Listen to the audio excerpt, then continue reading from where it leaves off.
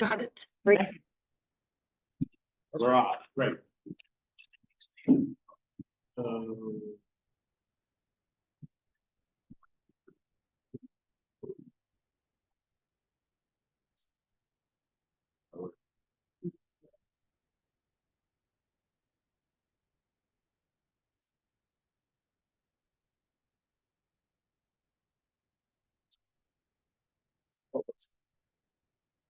So, sorry about technology. Thank you. So, public hearing, my name is John Morris. I am the chairperson for the select board. And for this particular meeting, I'm gonna be the facilitator for the public hearing and the regular select board meeting. I have no vote in the meeting.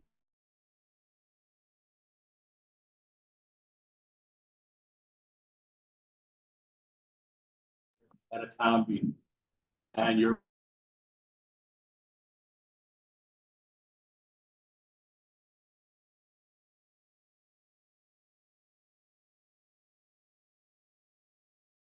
any new development within the site plan, so it's your opportunity. You don't have to sing to that. I just, could, someone test the microphone, just, that's a, No, it's not gonna, yeah. Take notes, yeah, we'll take notes. Adrian, you're up. All right. Sorry. No worries. Adrian Pines, civil engineer here at Consultants. I guess most of the board was out at sidewalk just now. So they can be there, to give a summary of anything that's changed since last time is pretty minor. Last time we had added that 7th walk-in site that does remain, that we have the 7 walk-in sites. We have also analyzed the 2 educational sign locations and pieces of information that we're planning to provide with all the Tom. Those are now shown on the plan. They are shown with some potential notes in case the slide around slightly or the content has changed slightly, but that's been worked out with Tom and is shown on the plan. We also sent in all of our full plan set and site location of development application material that shows our full design of the site layout that you've seen many times, but also all the details, drainage, stormwater, utilities. The well has also been drilled. We had an excellent yield at the well site. We had 4 drilling, preliminary approval from the state for that location. And for what we were proposing to do, we have drilled the well, it's packed, it's got a 40 gallon per minute yield, it's in great shape, everyone's really pleased with it, and the final approval for that comes after the pumping equipment is installed, which wouldn't happen until construction is closer to start the actual campsite. So that's, to come, but well on the way, and we anticipate no issues with that. And we did receive our DOT permit. So, that's something that I provided quite a few copies to Tom. I think he's, probably getting them out that, since the last time we were here, we got that entrance permit. So that was to approve,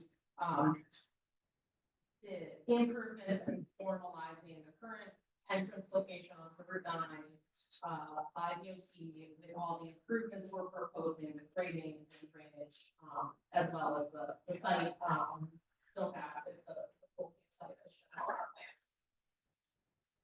I think that just about does it for our updates, and happy to answer questions if there's clarifying. Thank you, Adrian. Next item on the agenda is an opportunity for public comment. This will be recognized through the facilitator, and public comment is going to be limited to 5 minutes per person. So if anybody would like to stand, You recognize, you go to the microphone to comment on site plan walk. Your opportunity, please raise your hand.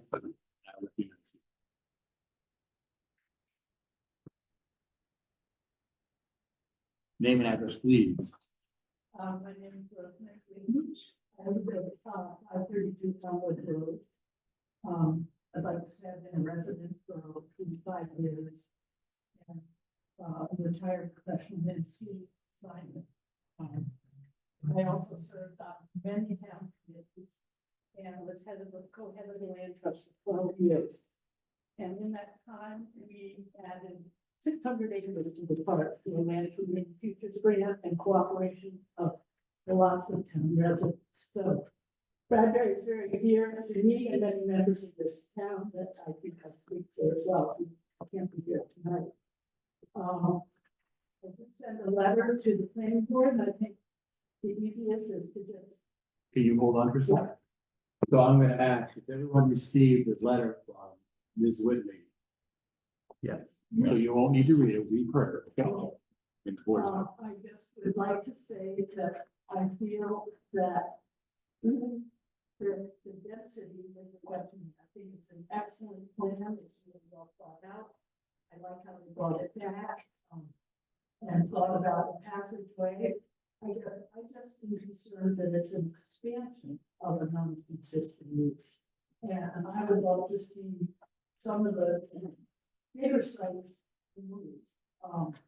And perhaps in the future, we could have, if we needed them, but it seems like it's way overbuilt for what we need here and the impact on the town, the roadways. would be good. Thank you, Ms. Wood. Is there any other member of the public that would like to comment on this plan?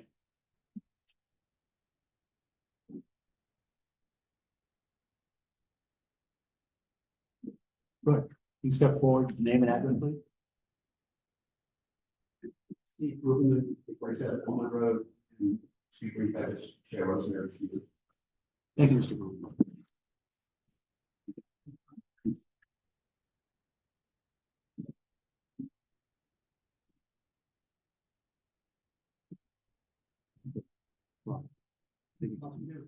Will Johnson, Stephen Nurse, Road, just part of my comments, reflective of my wife, Lee Moore, also interesting place.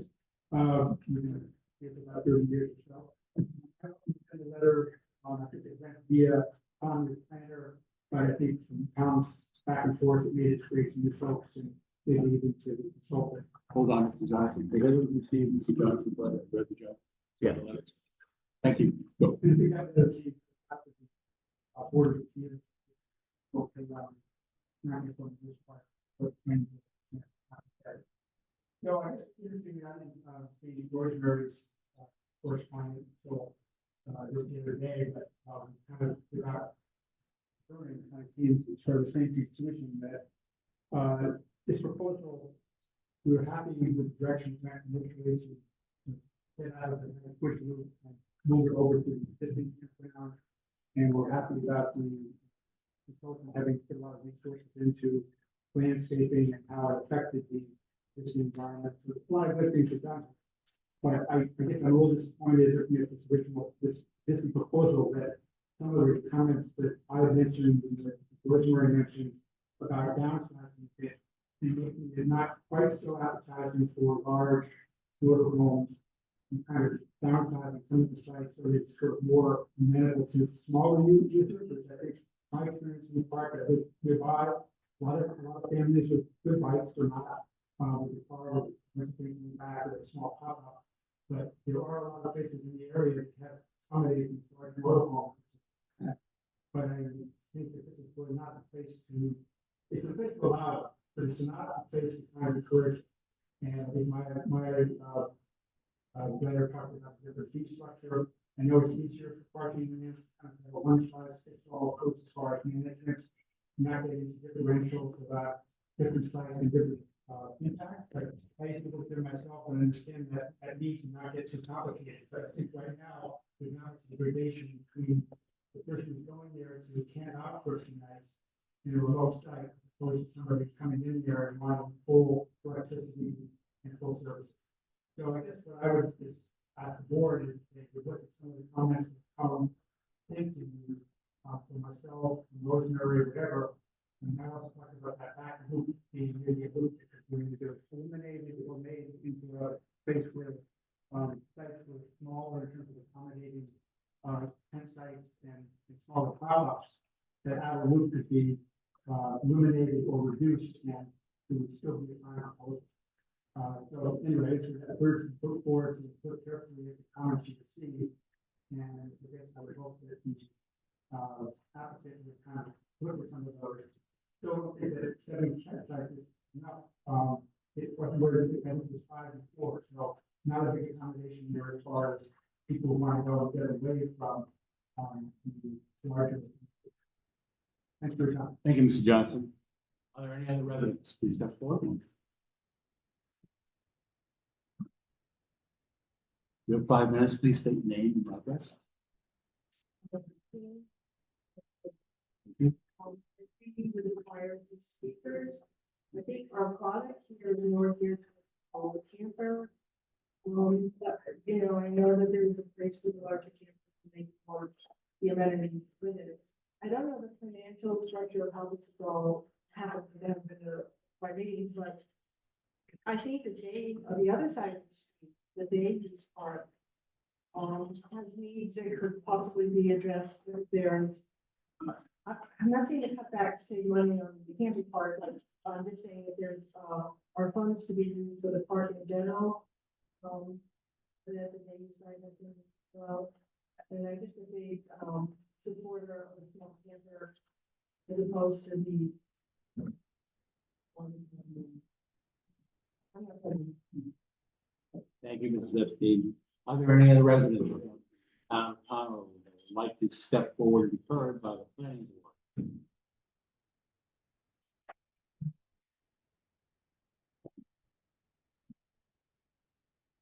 Name and address, you have 5 minutes. And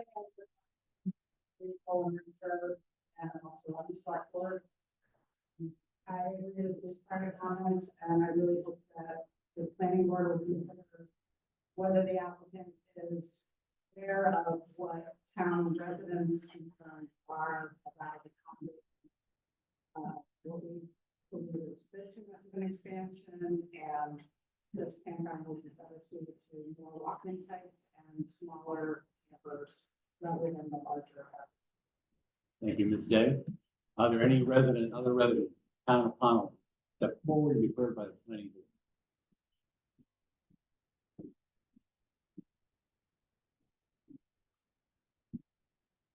Last call. Seeing none, I'm going to now close the opportunity for public comment. Is there any other, Mr. Tom, is there any other communications that should be considered by the planning board before we open for clarifying questions? If there are no others that are present publicly, you've received the 2 written communications. The entire board has received them, so you have all your communiques in hand. Thank you, Tom. So this is an opportunity for clarifying questions from the planning board members. So I am going to, make sure you go through me and ask away. That's it. I just wanted to mention that I've got some other information. I've got 2 letters, one from the fishing on and another historic preservation that were not in your email of the site location of the development permit. They were all basically clarifying that there were no wildlife or historic properties, wildlife or historic properties on the site. I also received forwarded to you this stormwater management report here, which I read. And I went to the site location, permit application, and it seems to be complete as agreed about the stormwater management locations for the different types of stormwater management. We do have a plan for that. And also I received the approval, the initial approval for the drinking water well. And I think I have a question about that. I've also received that. So there's more information that's coming that I've distributed. So has everybody on the board had access to that information? Everyone muted? Thank you, Marcia. Are there any other clarifying questions? I have a few questions, for Bradbury Mountain folks. We love that. Absolutely. Perfect. Sorry. So, You're gonna ask them, I'm gonna ask you to identify who you're asking to, they can step to the microphone. I'll just leave it up to the applicant to decide which is the best to answer the question. So as you guys heard, there's, of the people here, there's a few that are concerned about the size. It looks like you, have expanded 14 sites from, my calculation is 39 to 53. Is that accurate? Total? Yes, that is Okay. Could you step to the mic, sir? there. Could you step to the mic? Just identify who you are. Thank you. I'm Chris Silsby, I'm the park manager. Thank you, John. Just to clear up some confusion, right now we currently have 3 walk-through sites. We did have a third company, a third party, come in a few years ago called Tetra, that came and we put 2 additional walk-through sites.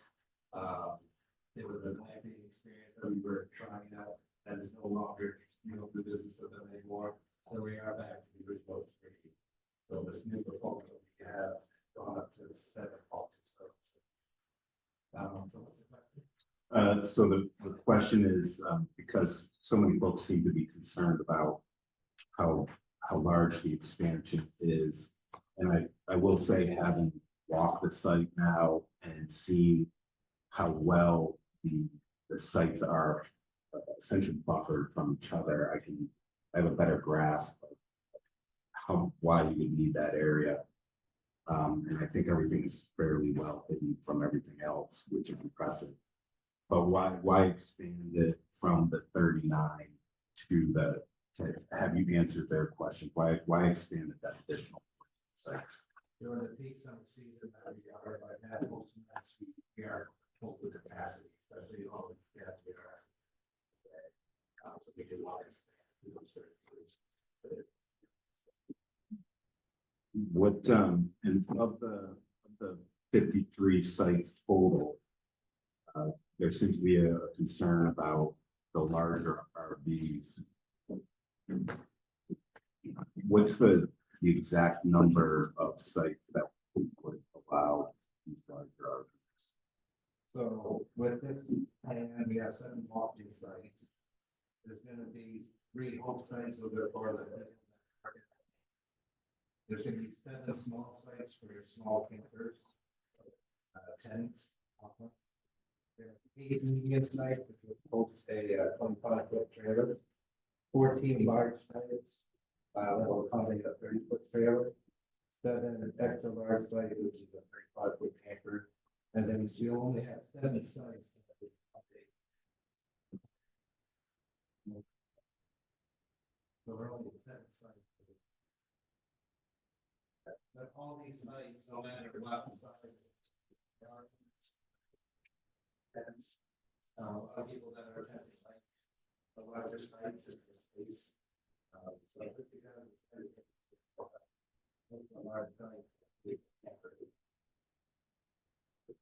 and the way that we have designed it, the bigger, larger sites are in the center, and we've kept the perimeter of the campground for the smaller sites for your back. Sidewalk. Those are really popular sites.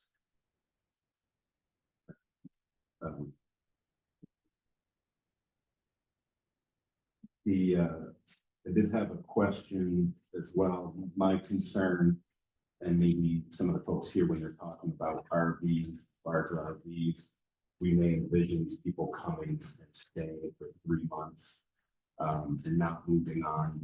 What's the plan for the park? Are they going to be allowed to stay there for months and months? Absolutely. We do have a camping season, we have two camping seasons during the year, we have a summer camping season, which runs from May first to October 15th. And then we close the campground, and we have a winter season, which is for primitive camping only, or people can camp in summer. During the summer season that we're in right now, no one can stay more than. How is that enforced? Most of it is through our reservation office or through our staff. What about, the possibility of somebody staying for 2 weeks, leaving for 2 days, and then coming back for 2 more weeks and just hopping? They are not allowed to do that. We have a pretty extensive reservation system that reports people's stays. Okay. And credit card information, all that. Things get flagged through our system, that somebody tries to do that. But then the staff will recommend it. And that's what's good about this plan. Right now, there's no big house or campground. With this new thing, I'm gonna have to actually check and station. That will be. Probably at least. For people to actually, talk to region, because the whole thing.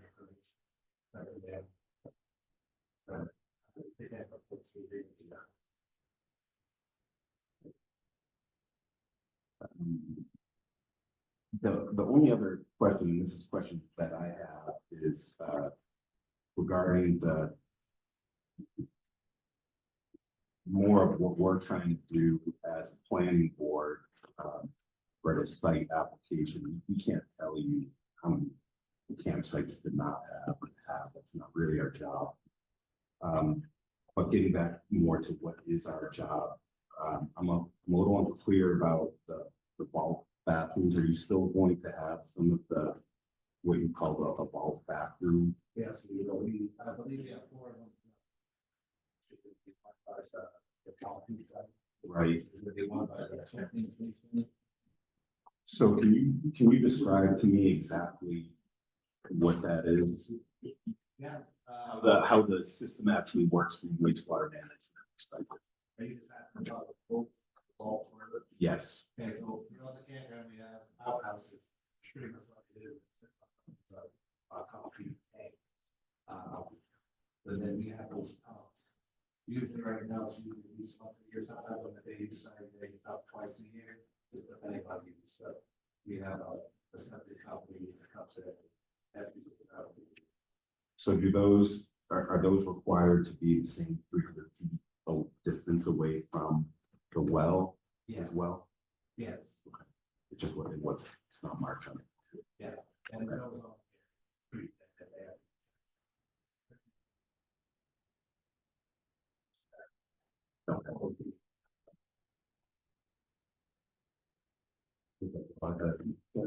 Yes. Thank you. Could you just identify yourself because you're participating in the meeting, just tell us who you are? Yeah, my name is Mike Rogers. I'm a landscape architect, probably like large studio of Harvard. And Thank you. Are there any other questions from Brian? Yeah, I guess this is probably more to us as the board.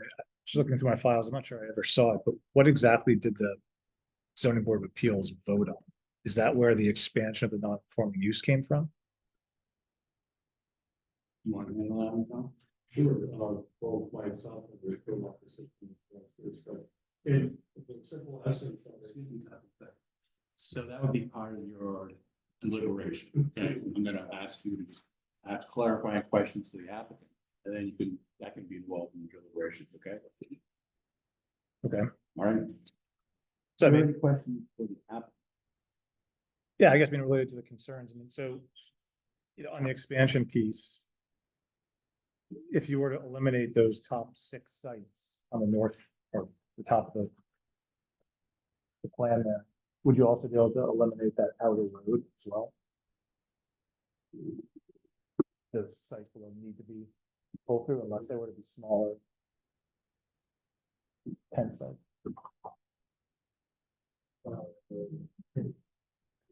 Mike, could you step through the mic if you can speak?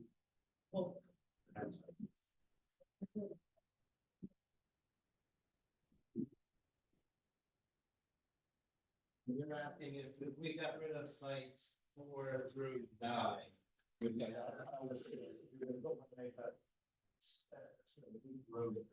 Yeah. And just keep. across the. Would change the plan, because sites 10 through 16 are pull-through sites. So it would change. But to clarify, you're saying smaller, other ones against. Yes. Yeah, and that's why we wanted to make sure that we keep the perimeter as our back feature site, so it's all the way off. To have that experience. You don't have anything, you have to buy, you know, look at that everything. No, I understand, it would change the mix, but that would become the outer perimeter if those were to become slabs. And I'll just add there, these informations, those sites 10 through 16 would, and this is what Chris was saying, is they would look different, would have to change how it was laid out. And it would provide a little bit of a complicated access to the small campus sites. Just the way the looping of one-way roads, there's a plan and everything you perceive that shows the way the roads are designed with the one-way looping.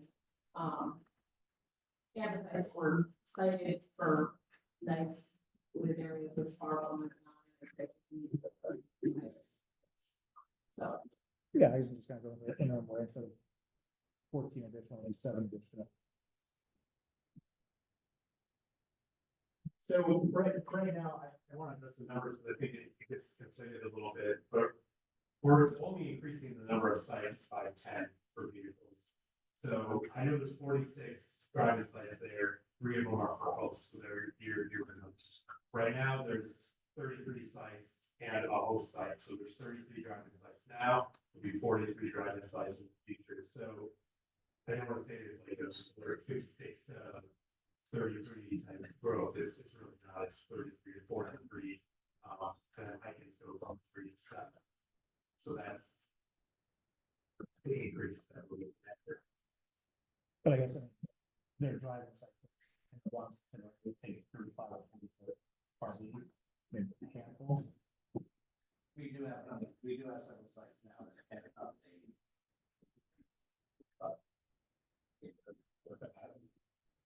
But that's a handful going to 15. It's actually from 3 to 14, or 35 is 7 and 40 is 7. So This is still be considered one of the smallest campgrounds the state has. Obviously, that's the video that over 200 sites. Ratings. Thank you, that's not right. Thank you. Brian, any more questions? No, it covers it. Okay. Do you have questions?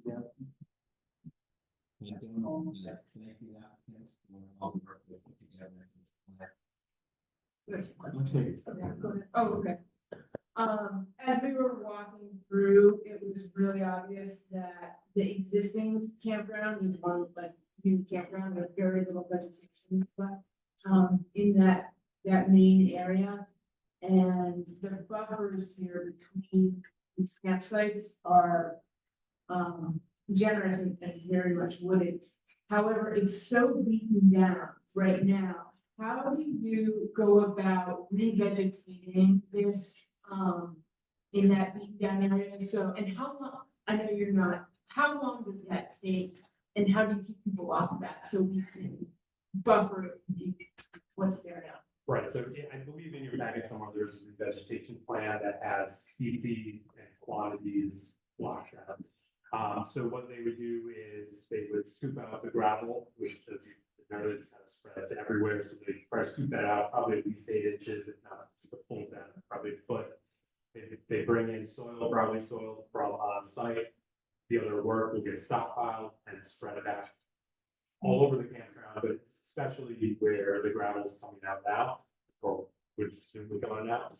And then there's going to be a combination of using the existing forest stuff. So again, when they do construction, they scrape the areas where there's going to be construction, and there's leaf litter and spores and seeds and all sorts of stuff mixed in there. We want to stockpile all that.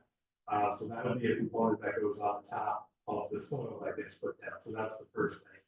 In some areas, we have sod specified. I forget the exact, but so like Huckleberry stop might be the type of stop. I think we have winter green stop in a few places, and we try to match up with what's already there. So the stop will go down in 2 foot by 2 foot squares and fill that in. In other places, there will be additional seed added. You're spread out, those are all native seeds, go to New England wetland plants for our specifications.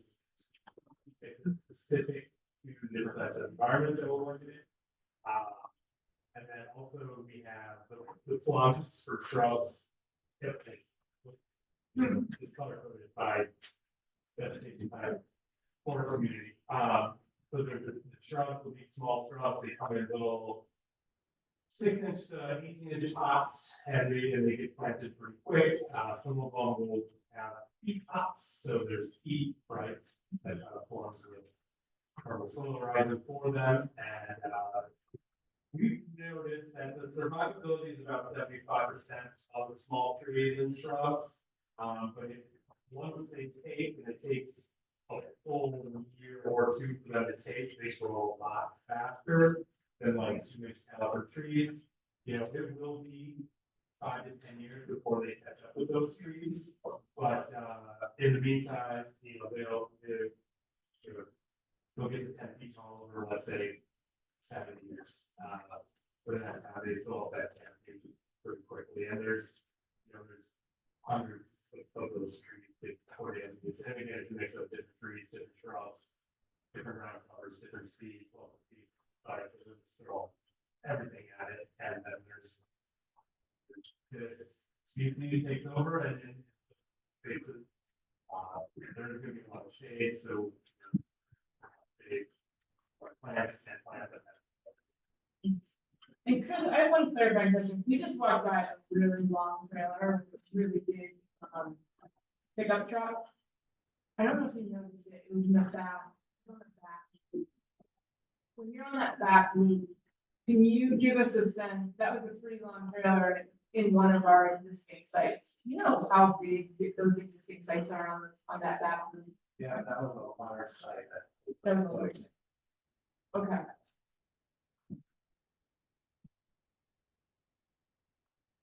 Daisy. Okay. Two clarifying questions. One is, I was looking over the preliminary, I think, drinking water, and they're saying, they recommend the pump test including the safety of the local determined. Is that, they're recommending, are you planning to go ahead with that? Yeah, that's all the typical, items that would occur for final approval once the pump is installed.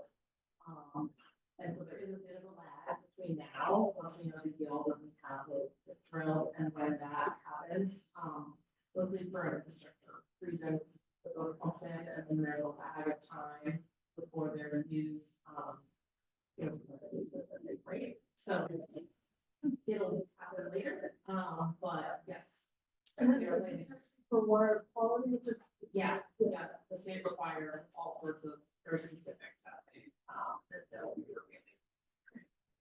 And, I think the other thing I know the planning board has no real suspicion, they deal with the area over the number of sites and the size of the sites, but, just responding to some of the public comment and, that you know, the thought process of taking out that extra road, which probably reduces the price of the project, but also reduces the revenue that would come into the campground. And I don't know if any of those are factors, and also was looking for, is there a prototype of types of campers that come in with different sizes that you use to balance the number of types of sites? So that's a multi-part question, but I wondered, maybe just tell me a little bit more about the thought process. Yeah, and I think Gary may have the background on this, but there's definitely studies and a thought process that have been into it. So I guess I'll take it one at a time. I'll probably ask you to repeat some questions. Oh, my name is Gary Bass. I'm the regional manager of the Maine State Park Southern Region. So as far as, you know, the revenue, the number of sites that we have, you know, we had a bigger campground, and then, you know, due to this type of public forum, you know, we reduced that to try to get to a right size. The money that is generated from camping fees does go back to support state parks. That's important for us. But what is equally more or more important is providing recreational opportunities for people in Maine and our visitors. And, you know, we are a public service and in the public sector, and so we're still providing that service. You know, we're not a business like the KOA campgrounds, but we do sort of, you know, operate in a business-like fashion. But we want to make sure that our campsites, anybody in Maine can come and do. You know, whether they've got a really fancy camper or whether they rumble in an old Subaru and they pull the old LLD tent out of the back of the car. So, you know, our pricing structure is set for that to make sure that we don't price out people. There's always a place for anybody at any of our main state parks, campgrounds, or beaches, you know, whatever it is. It's very, very, very important to us, and that's how our pricing structure is focused. Most of the other parts of the. So, and so the number of sites that is about as well as the title. Sure. Because I think there's concern about particular campers, but you're saying you're trying to accommodate any person who wants to. Absolutely. So the number of sites, as Chris had mentioned earlier, this is even with this very modest 10 site increase in the drive-through sites, this is one of our smallest camps. We have campgrounds with over 200 sites, over 150 sites. And when you look at any campground, whether it's public or private, 50 sites is too small. It's modest in size. And as far as the different size, you know, so I'll give a personal example. This past weekend, I can't up that really big. I can bump around, I'm 10, and I had a very big site, and I had all kinds of elbow, you know, and so as a tenter, it's something important to remember, like these size designations, it doesn't mean nothing. You have to have that go there. Every single one of these sites. And I think you'll find, you know, hopefully this campground is created, and you drive, you go and visit it yourself, you can see all kinds. How many people enjoy it at the same time. You know, we're also recognizing Maine's the oldest state in the nation. And, you know, more people, they want to continue recreating, and certainly saw a surge in that and COVID and still are experiencing that. And they want to recreate, and it's just not awareness for them anymore. You know, and so, you know, there are more people that are getting campers, and we want to be able to accommodate them. We have a lot of electric and water hookup sites at this campground. And recognizing that not everybody's going to necessarily, you know, use that to its fullest capacity.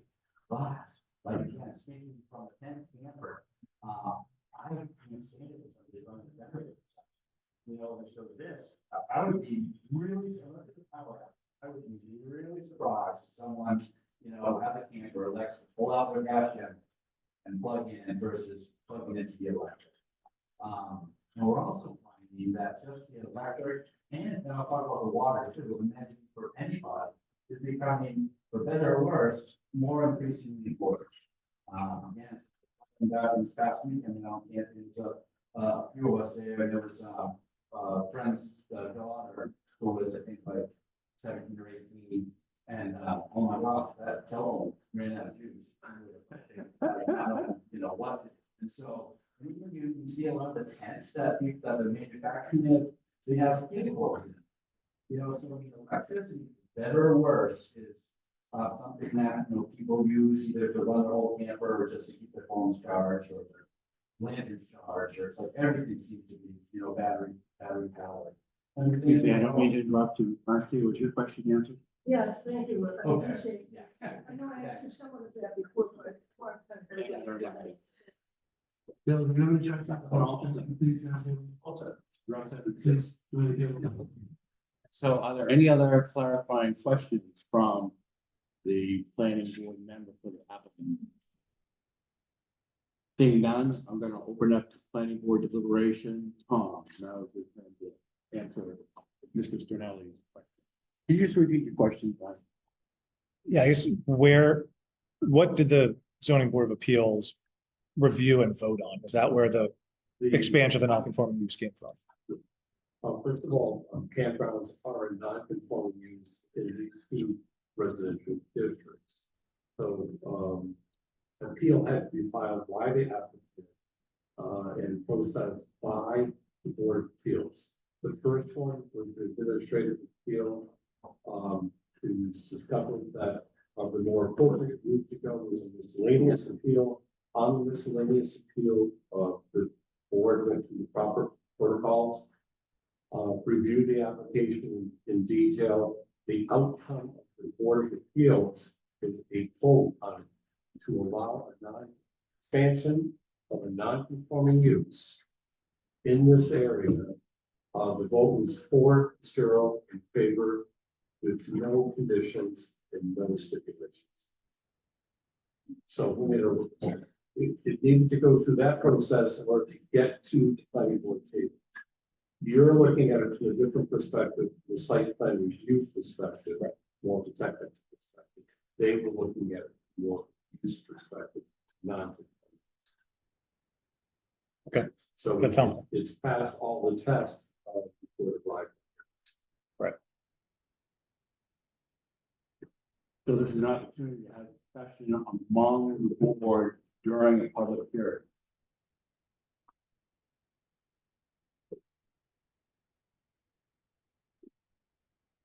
I don't know, what other folks have for thoughts. But, I feel from a planning board perspective, from the site plan itself, it meets our requirements. I also feel like the applicant has tried to do their best to make the town as happy as they can. Nobody's a big fan of change, understood. But I feel like they've done a decent job as far as the overall project. Certainly, everything that we're concerned about on the site plan, it looks adequate to me. So I don't know if anybody else has thoughts. Yeah, I would agree with that. I think, I mean, to Tom's point, it's kind of past this threshold, it's really not up to us to decide on count, layout, or mix. So.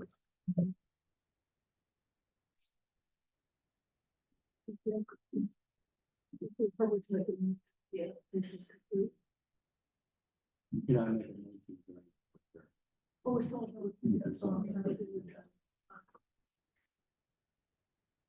The first 2 pages of the site, change is all about landscaping, buffers, and environmental considerations. After walking, existing campground, or growing campground, better, that's the road, and obviously better buffer sites and refreshing influx of greenery in there, even though we're losing a little bit.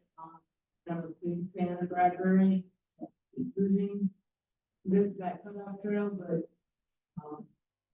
I think what you see in there right now are more. So I'm going through those first opening comments. I think also the vehicular access is, something I'm concerned about. We just had trouble crossing the road. So I think this is also going to solve an existing problem.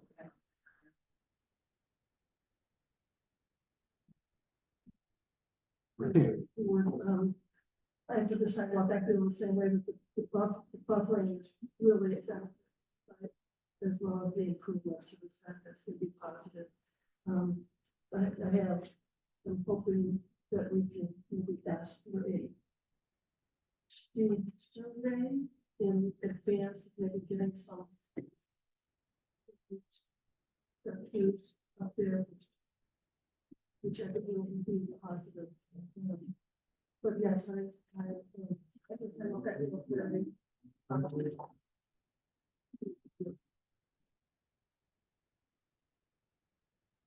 Okay, all right. Well, I think, as a board member, I really appreciate all the public feedback we've gotten. And while there's some stuff that as a planning board, we cannot address, I think it's really valuable to have that information presented and for the applicant to get that information. And, there may be some other pieces of people's concerns, if it's about fee structure or whatnot.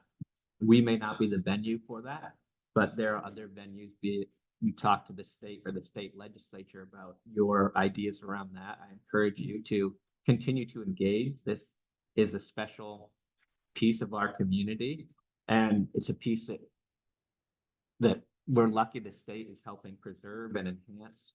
And so I encourage you to continue to be engaged and think about how this can benefit the town and the townspeople in the best possible ways. Thank you. Bill? Like many others in the public, I've been initially went out there in all these meetings and the sidewalk. I'm really happy with the spacing between the sites and the ability for all the sites to be for fence if needed. Very happy with the presentation and feedback. Very good. Tom, is this the time when you should ask about these other conditions? It would happen after the public hearing is closed. Yeah, okay, thank you. That's all that first. Well, that, seeing no more, I'm going to close the public hearing and call to order the regular planning board meeting. To start the planning board meeting, will the secretary report.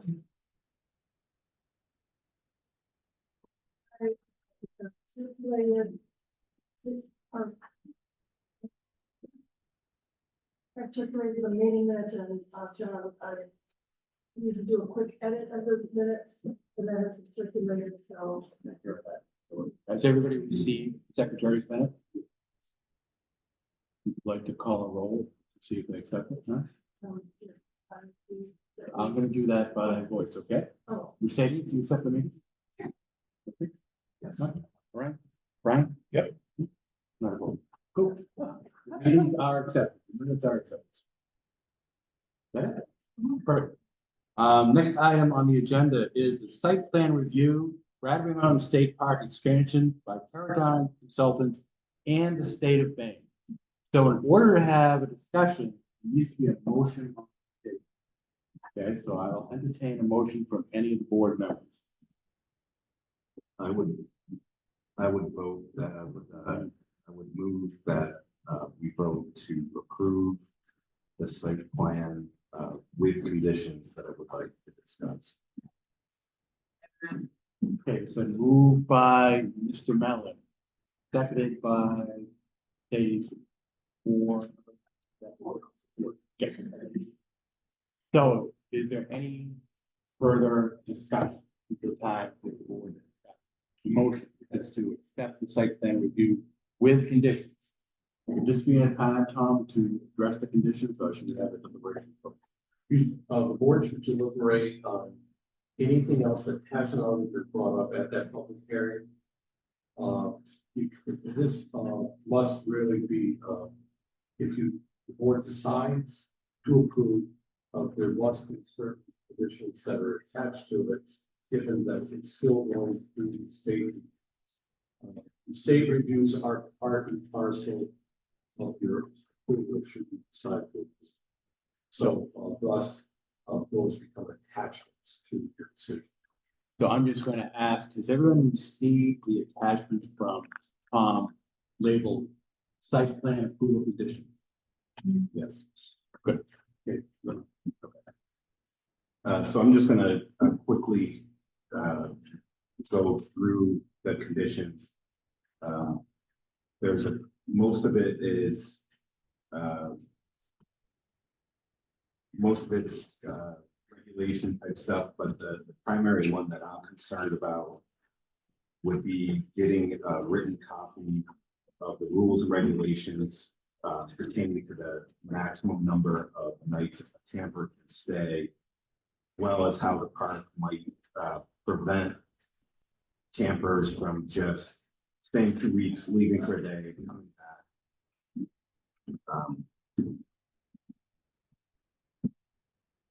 Does anybody, I think we'll just go through one at a time. On that particular one, just to expand on it, that's basically the state's current policies and protocols, very much as the park manager, the park ranger, I'm not sure which title that you express both. I'm going to call you the park ranger. That there's certain management guidelines. Chris went through those as to the 14-day maximum day. That's been brought up several times, and it's important to have that documentation as part and parcel of your approval. Wait, can I ask, is that not publicly available? Because I read that structure in the first. Some of it is, I'm not sure if Adrian or Chris or Gary can clarify. I always want to err on the side of precaution in case policy change. And so just to clarify that these in fact were the 24. It's always good to have them written form in the file, even though they've been. Can I comment on that? Not at the time. Thank you. So basically, that's just written protocols and policies that the state has. It's not asking to change it, it's just asking what the existing policies are. Yeah, I'm just concerned with publicly available information that you put up right now. So, And apply to all state parks. So I think the fee structure, the national stay, that's the only, I just don't want to duplicate anything that's publicly available information. So what if those rules were to change? Is that on you? I don't think so. The state park? Yeah. Fee structure is that centrally, as is the policy of the state.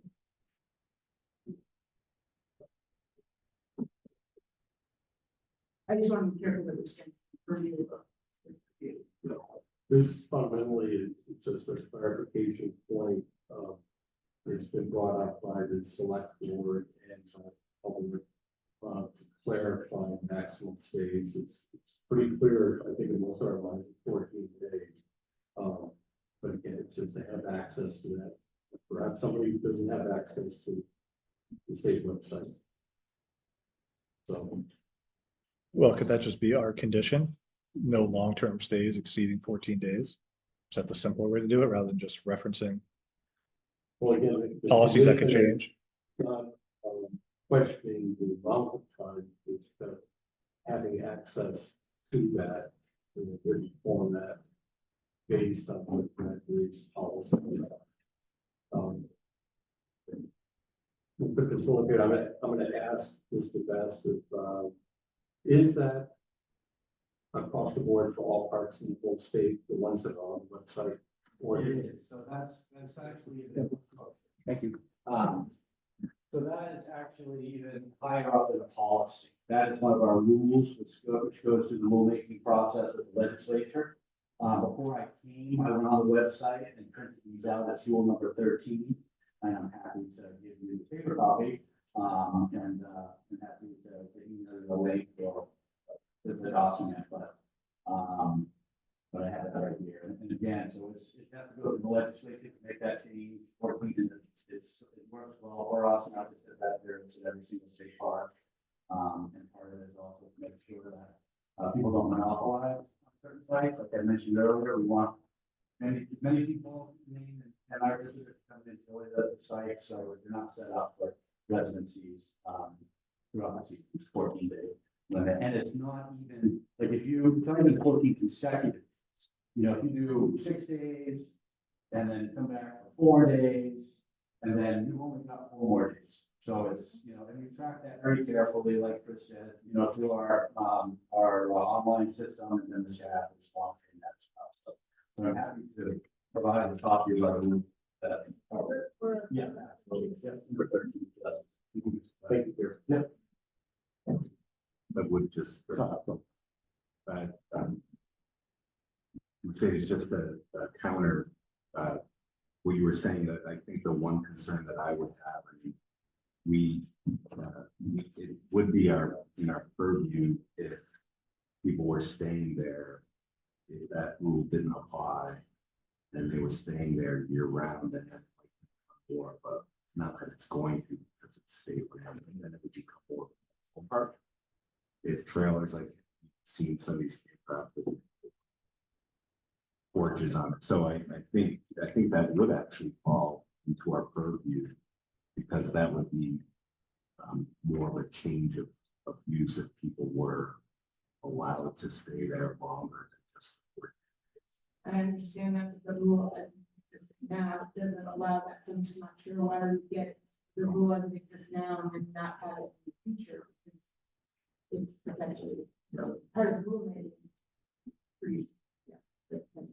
I'm just questioning it because I think it would be something more expensive. Probably fair to have it, yeah. Anyone can do it. Yes.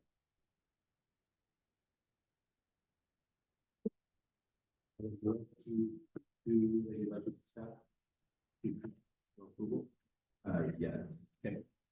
So the next, condition would be park manager or Southern Maine Regional Park Manager shall give a report to the select board within 3 months after completion of the campground build out as shown on the site, on the approved site, plan, sorry.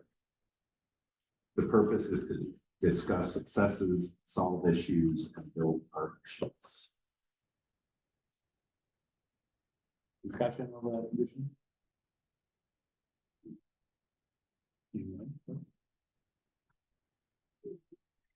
The third condition, actually, we just call it the second condition, because we'll eliminate the first. If you do, yes, question, yeah. Copy of findings and any conditions of approval from the MDEP on the site location of development permit application on a campground expansion shall be submitted to the town planner and the town planning. Discussion on that item? Copy of the final findings and any conditions of approval from MDWP shall be submitted to the Pownell Planning Board and the Pownell Town Planning. Discussion? A copy of the final findings and any conditions of approval from Maine Division of Environmental and Community Health shall be submitted to the Pownell Planning Board and the Pownell Town Planning. Discussion? Do that. The Maine Bureau of Parks and Lands, in collaboration with MDOT, shall install permanent road speed feedback signs on either side of the entrances of Bradbury Mountain State Park. These signs must have direct connection to a permanent reliable power source. The location of the two radar speed feedback signs shall be mutually agreed upon by MDOT and MDPL.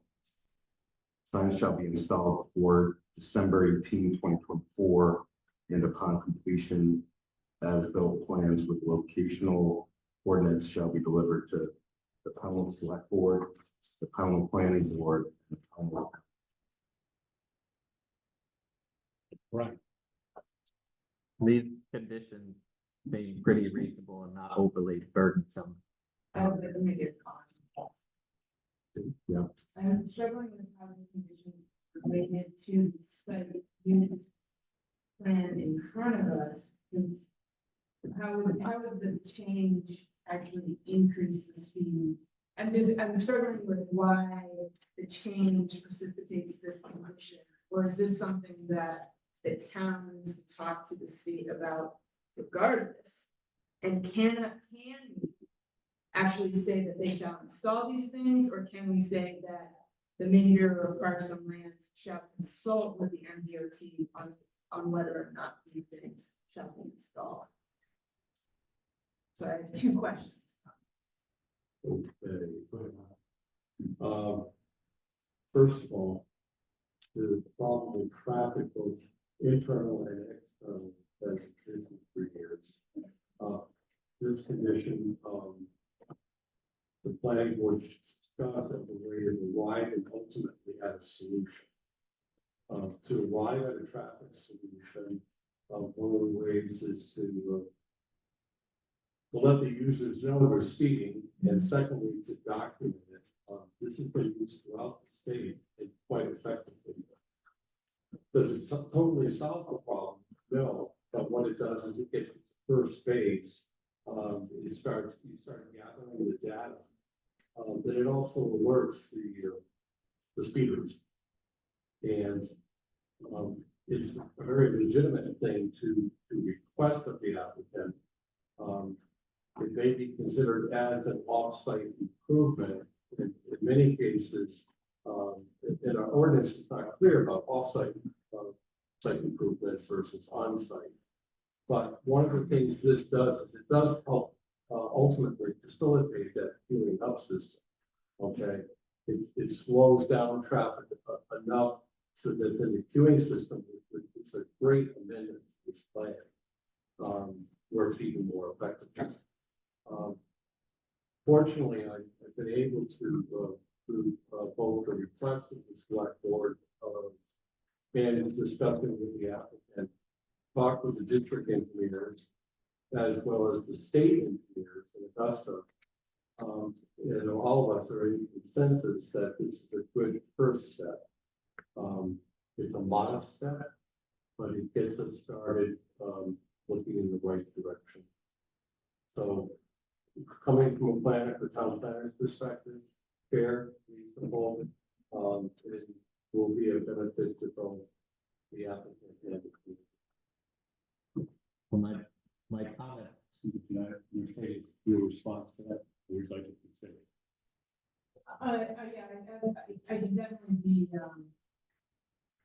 I would love to learn more, especially because I think some of our Route 9 problems, when you install a permanent one of these, everyone who's local learns that it's permanent and starts to ignore it. So, we have some of these around town, and when they're up, and then they go away, and then when they come back, and slow down. But once you learn that it's permanent, I'm not sure, I would love to be convinced that that actually has, that it slows down that traffic. I would love to slow down that traffic. There we go. I just would love to see some, is it a shall install or should it be a? Did we see documentation? Did we see documentation from the DOT about? Just conversations with the district that's forward, so state.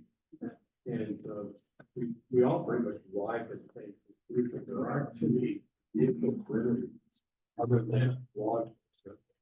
Okay, that's always the best. $300 ticket, slow traffic down. But that doesn't exist here. And so, when looking at remedies, I always try to look at what's a good step first remedy. There's a rumble strip remedy. That's going to get you a lot of interesting public feedback. Okay, not really affirmative. So, in talking with, particularly with Geo, saying what are the best possible, at the risk of, as some townspeople have brought to my attention, we don't want to wait for the first fatality to start looking for evidence. my original comment actually relates to what Malik was saying. Malik is my wife. I'm sorry. But my original comment that Fishish was, I'm interested to hear if the applicant considers any of these overly burdensome or overly prescriptive. For example, we say that these signs have a permanent lab top source, is the idea that, that a solar panel on sign has that. And that language is fine, or should we, or is that overly prescriptive? As you said, like, is it they shall do it, or they will consult with MDOT to determine that this is effective? The reason for that direct language is that the extremely high canopies, they're solar may not in fact be reliable. And so you want consistency, particularly when you're doing speed controls. So, but as we all know, it's very high canopies there.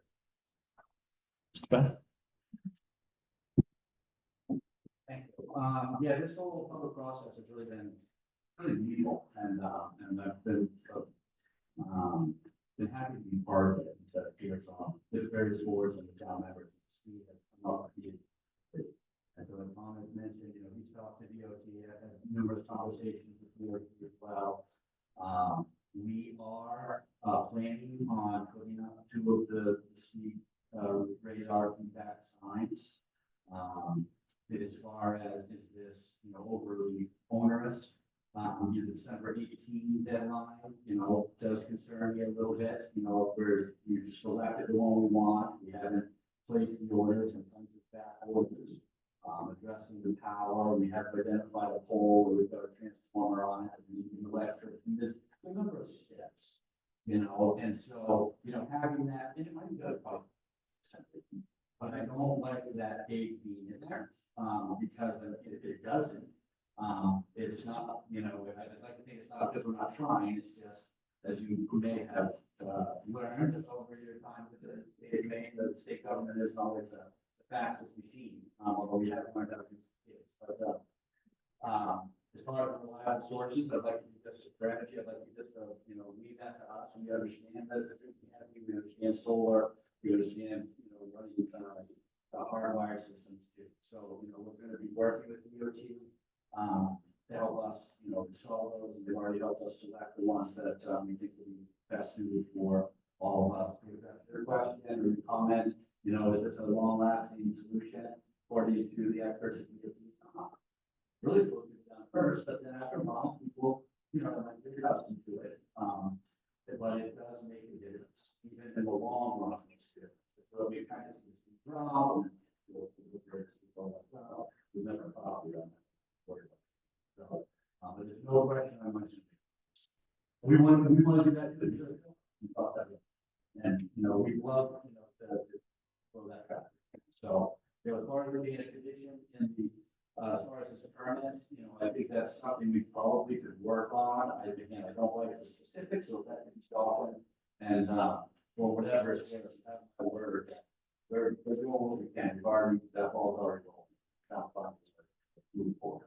Thank you, Mr. Beck. You like to offer that condition without a hard date? Yes, I'd be happy to.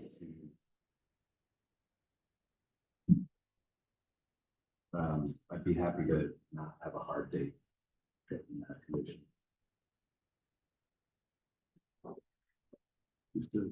Tom, how can we do that without a hard date satisfying the concern?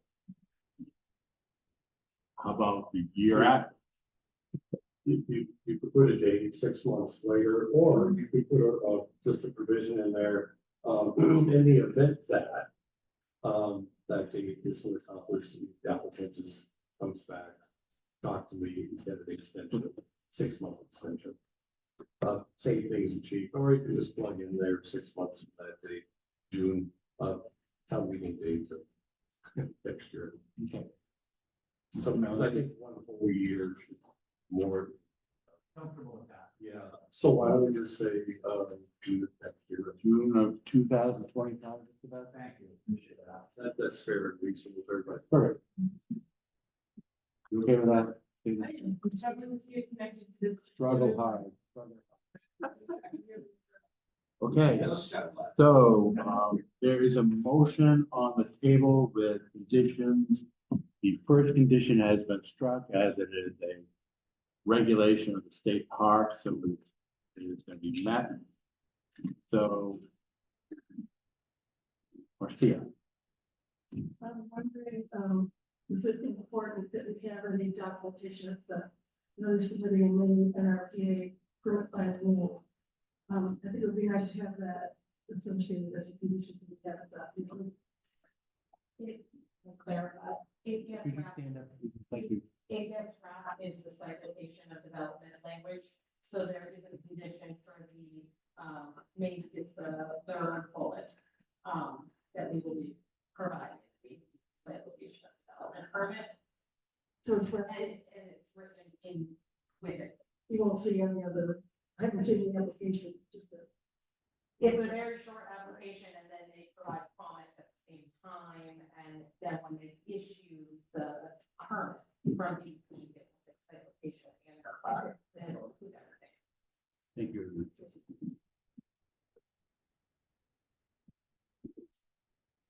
are you ready to vote on the motion? Todd, could you repeat your motion? I vote, move here. I move that the planning board vote to approve the Bradbury Mountain State Campground expansion with the discussed conditions. That's been seconded. So I'm gonna take a voice vote. Mercedes, Yes. Marcia, Yes. Todd, yes, Brian, yes, Brian. Yes. Mr. Alderman. Yes. Or, Thank you. so, I'm not sure how. We'll do it right now. Can you read it? So go right through it. Just stay with the form. The notice of decision for a site plan application. In the application, I'll do it. Do you want me to read it? Then please. I can read it and. For a date and all that. Yep, notice of decision. For a site plan application to the State of Maine Department of Agriculture, Conservation and Forestry, Bureau of Parks and Lands. The date is July 17th, 2024. We're just going to walk through the findings of facts. The owner of the property is the state of Maine. The property is located at 528 Hallwell Road, Pownell, Maine, in rural A and partly in the village zoning districts, identified as assessors maps 5 lots 9 and 7, contains 10 acres. The applicant is the state of Maine. The agent is Teradyne Consultants, who demonstrated a legal interest in the property, providing a copy. The notice of proceedings was published in the local newspaper, July 11, 2024. The applicant proposes to improve existing Bradbury Mountain State Park campground by expanding the number of campsites to 43 drive-to, free host, 7 hike-in, and improving the infrastructure, including a new gatehouse, bathhouse, means building, utilities, stormwater. The application was determined to be complete midterm. So I think we should determine that the application is complete. I thought we did that.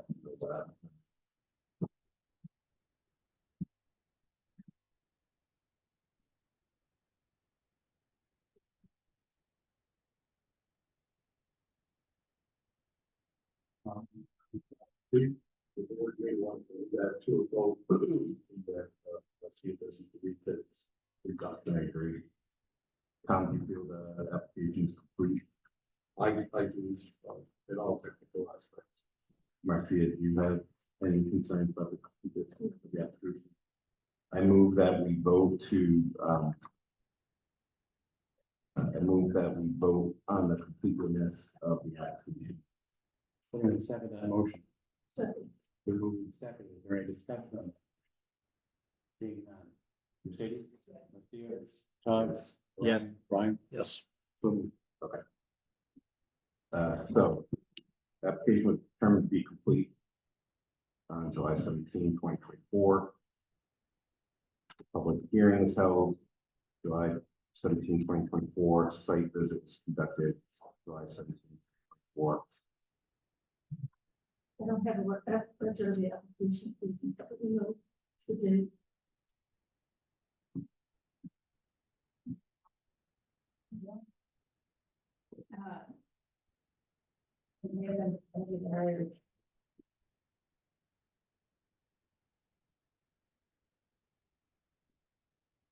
He has been paid. He has been paid. Yeah. So, Excuse me. Do you have any recommendation? Yes, we have the date. He has been paid. The date. I don't have the record of it. And code enforcement officer forward you the date. Yeah.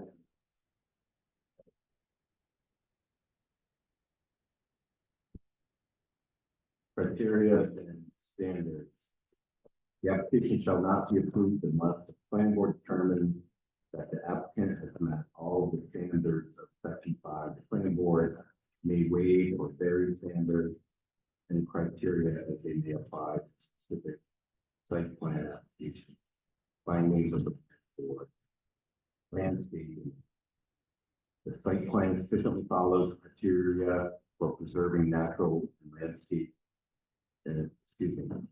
The site plan sufficiently follows criteria for preserving the natural landscape and buffering that adjacent properties where applicable. Not having vision for this, I move that we vote to approve. And then moved by Mr. Mellon, seconded by Ms. Seer, to approve the findings of fact. During discussion. Seeing none. Katie? Yes. Okay. Bob? Yeah, and Brian. Yes. Buffers, the site plan meets the applicable criteria shielding adverse impacts onto adjacent properties.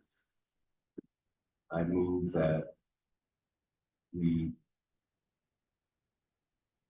approve this finding of fact. Second.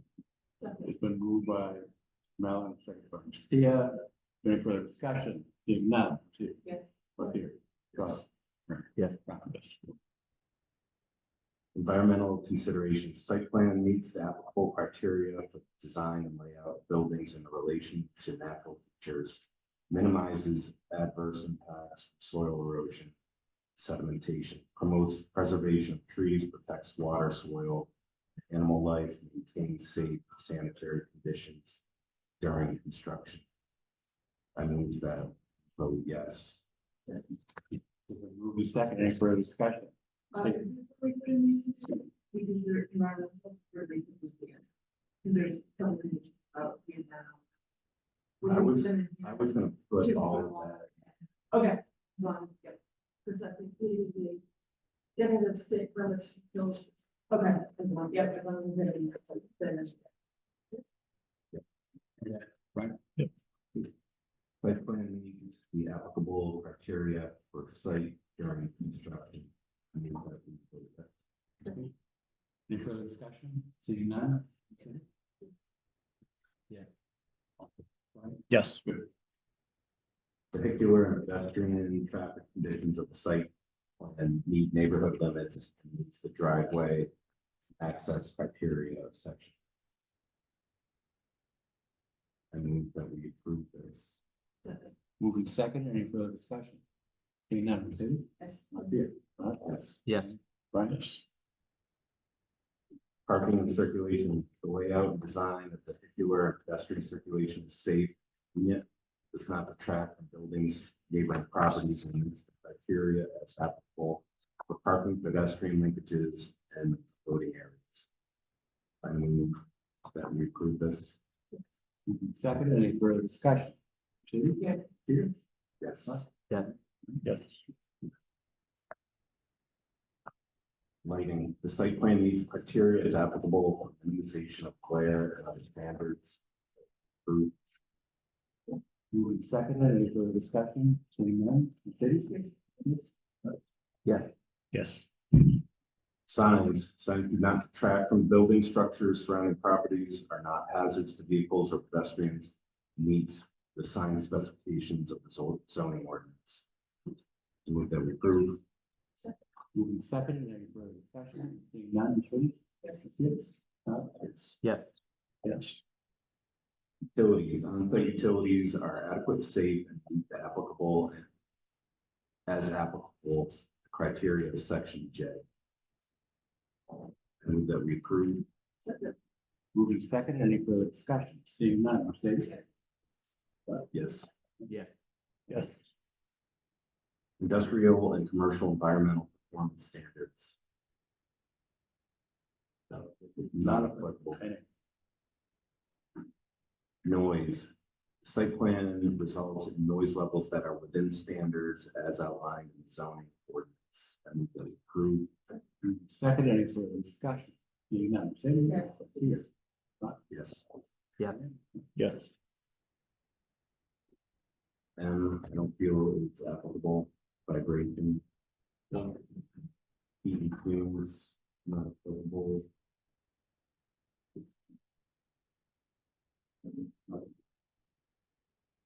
and explosion hazards that feel are applicable. Okay. The planning board hereby approves your final site plan review as of July 17, 2024. I move that the planning board hereby approve your final site plan with conditions. I move the planning board approves with conditions the final site plan dated July 17. Second? Moving second, approve the final site plan review with 5 conditions. 5 conditions that have been further discussed and modified. Is there any further discussion? Seeing none. Mercedes? Yes. Martina? Yes. Right? Yeah. Yes. Congratulations. Thank you very much. Sorry, I missed tonight, and then, yeah. We need to individually vote on all those. Can we do that as a basket next time for efficiency, or they have to be individual?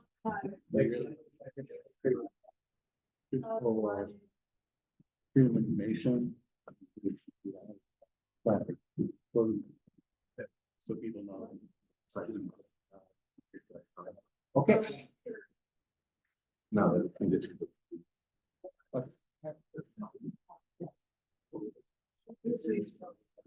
Sign it if we don't have about meeting stops. I know, it's just like, just build it.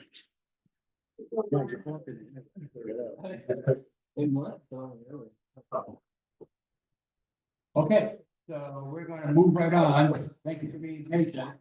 The next item on the agenda is site plan amendment, the Estabrook facility. So as we move to consider the same rules, we will also apply.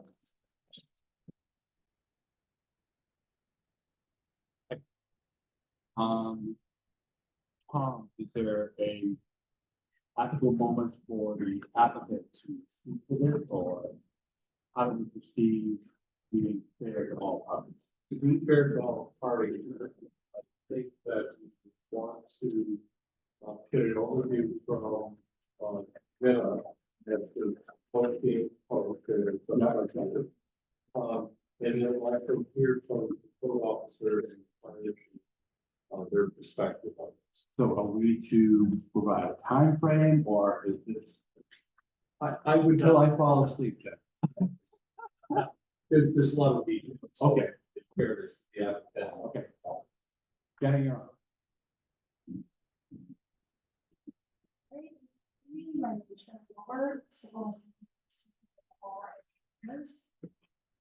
Is everybody familiar with the project? I don't know what the.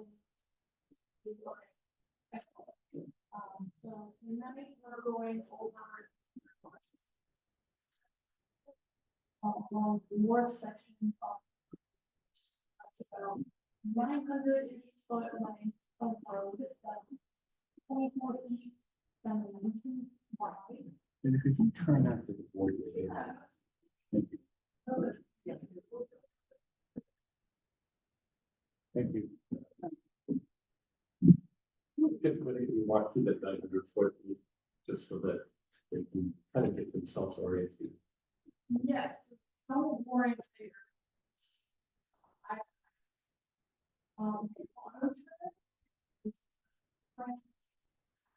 Full size trailers, fire truck, vehicle, in full, way around the city. You see that that is part of it. It's mostly by access road. We do have 2 entrances wide. That northern entrance, along the top of the greenhouse, but along the length of the greenhouse, we are construction, 19 wide. That is because there is a new section for venting greenhouse along that whole base of the wall. That does bump out an additional 5 feet off retaining wall. Kind of, this is it, that was released during the building permit, house, design. So that occurred after we had gone through, town permitting, environmental permitting. So now we are here to go over that, that we're required to do. We do have a section of guardrail that is protect, that vent system. That vent is supported by piers that are all structural. And we have wall does open up and it's supported, by that by all of the house, base wall. Piece of wall.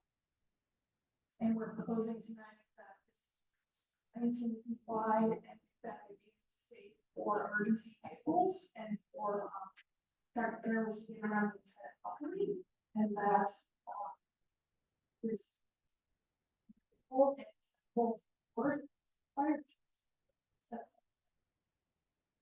The section is like it starts over here and ends about here for the radius. So that radius is 4.4 feet wide. And it is wide for that. Okay, thank you very much. So does everybody from the board understand the proposed amendment to the site plan? No. At this moment, it's important to get the fire chief. I'm going to ask for the code enforcement officer first, and then Ms. Giddey, if you have any comments. I do. Perhaps it's the key, but which building permit that you've been following to? The only building permit I have issued is from I haven't issued for that.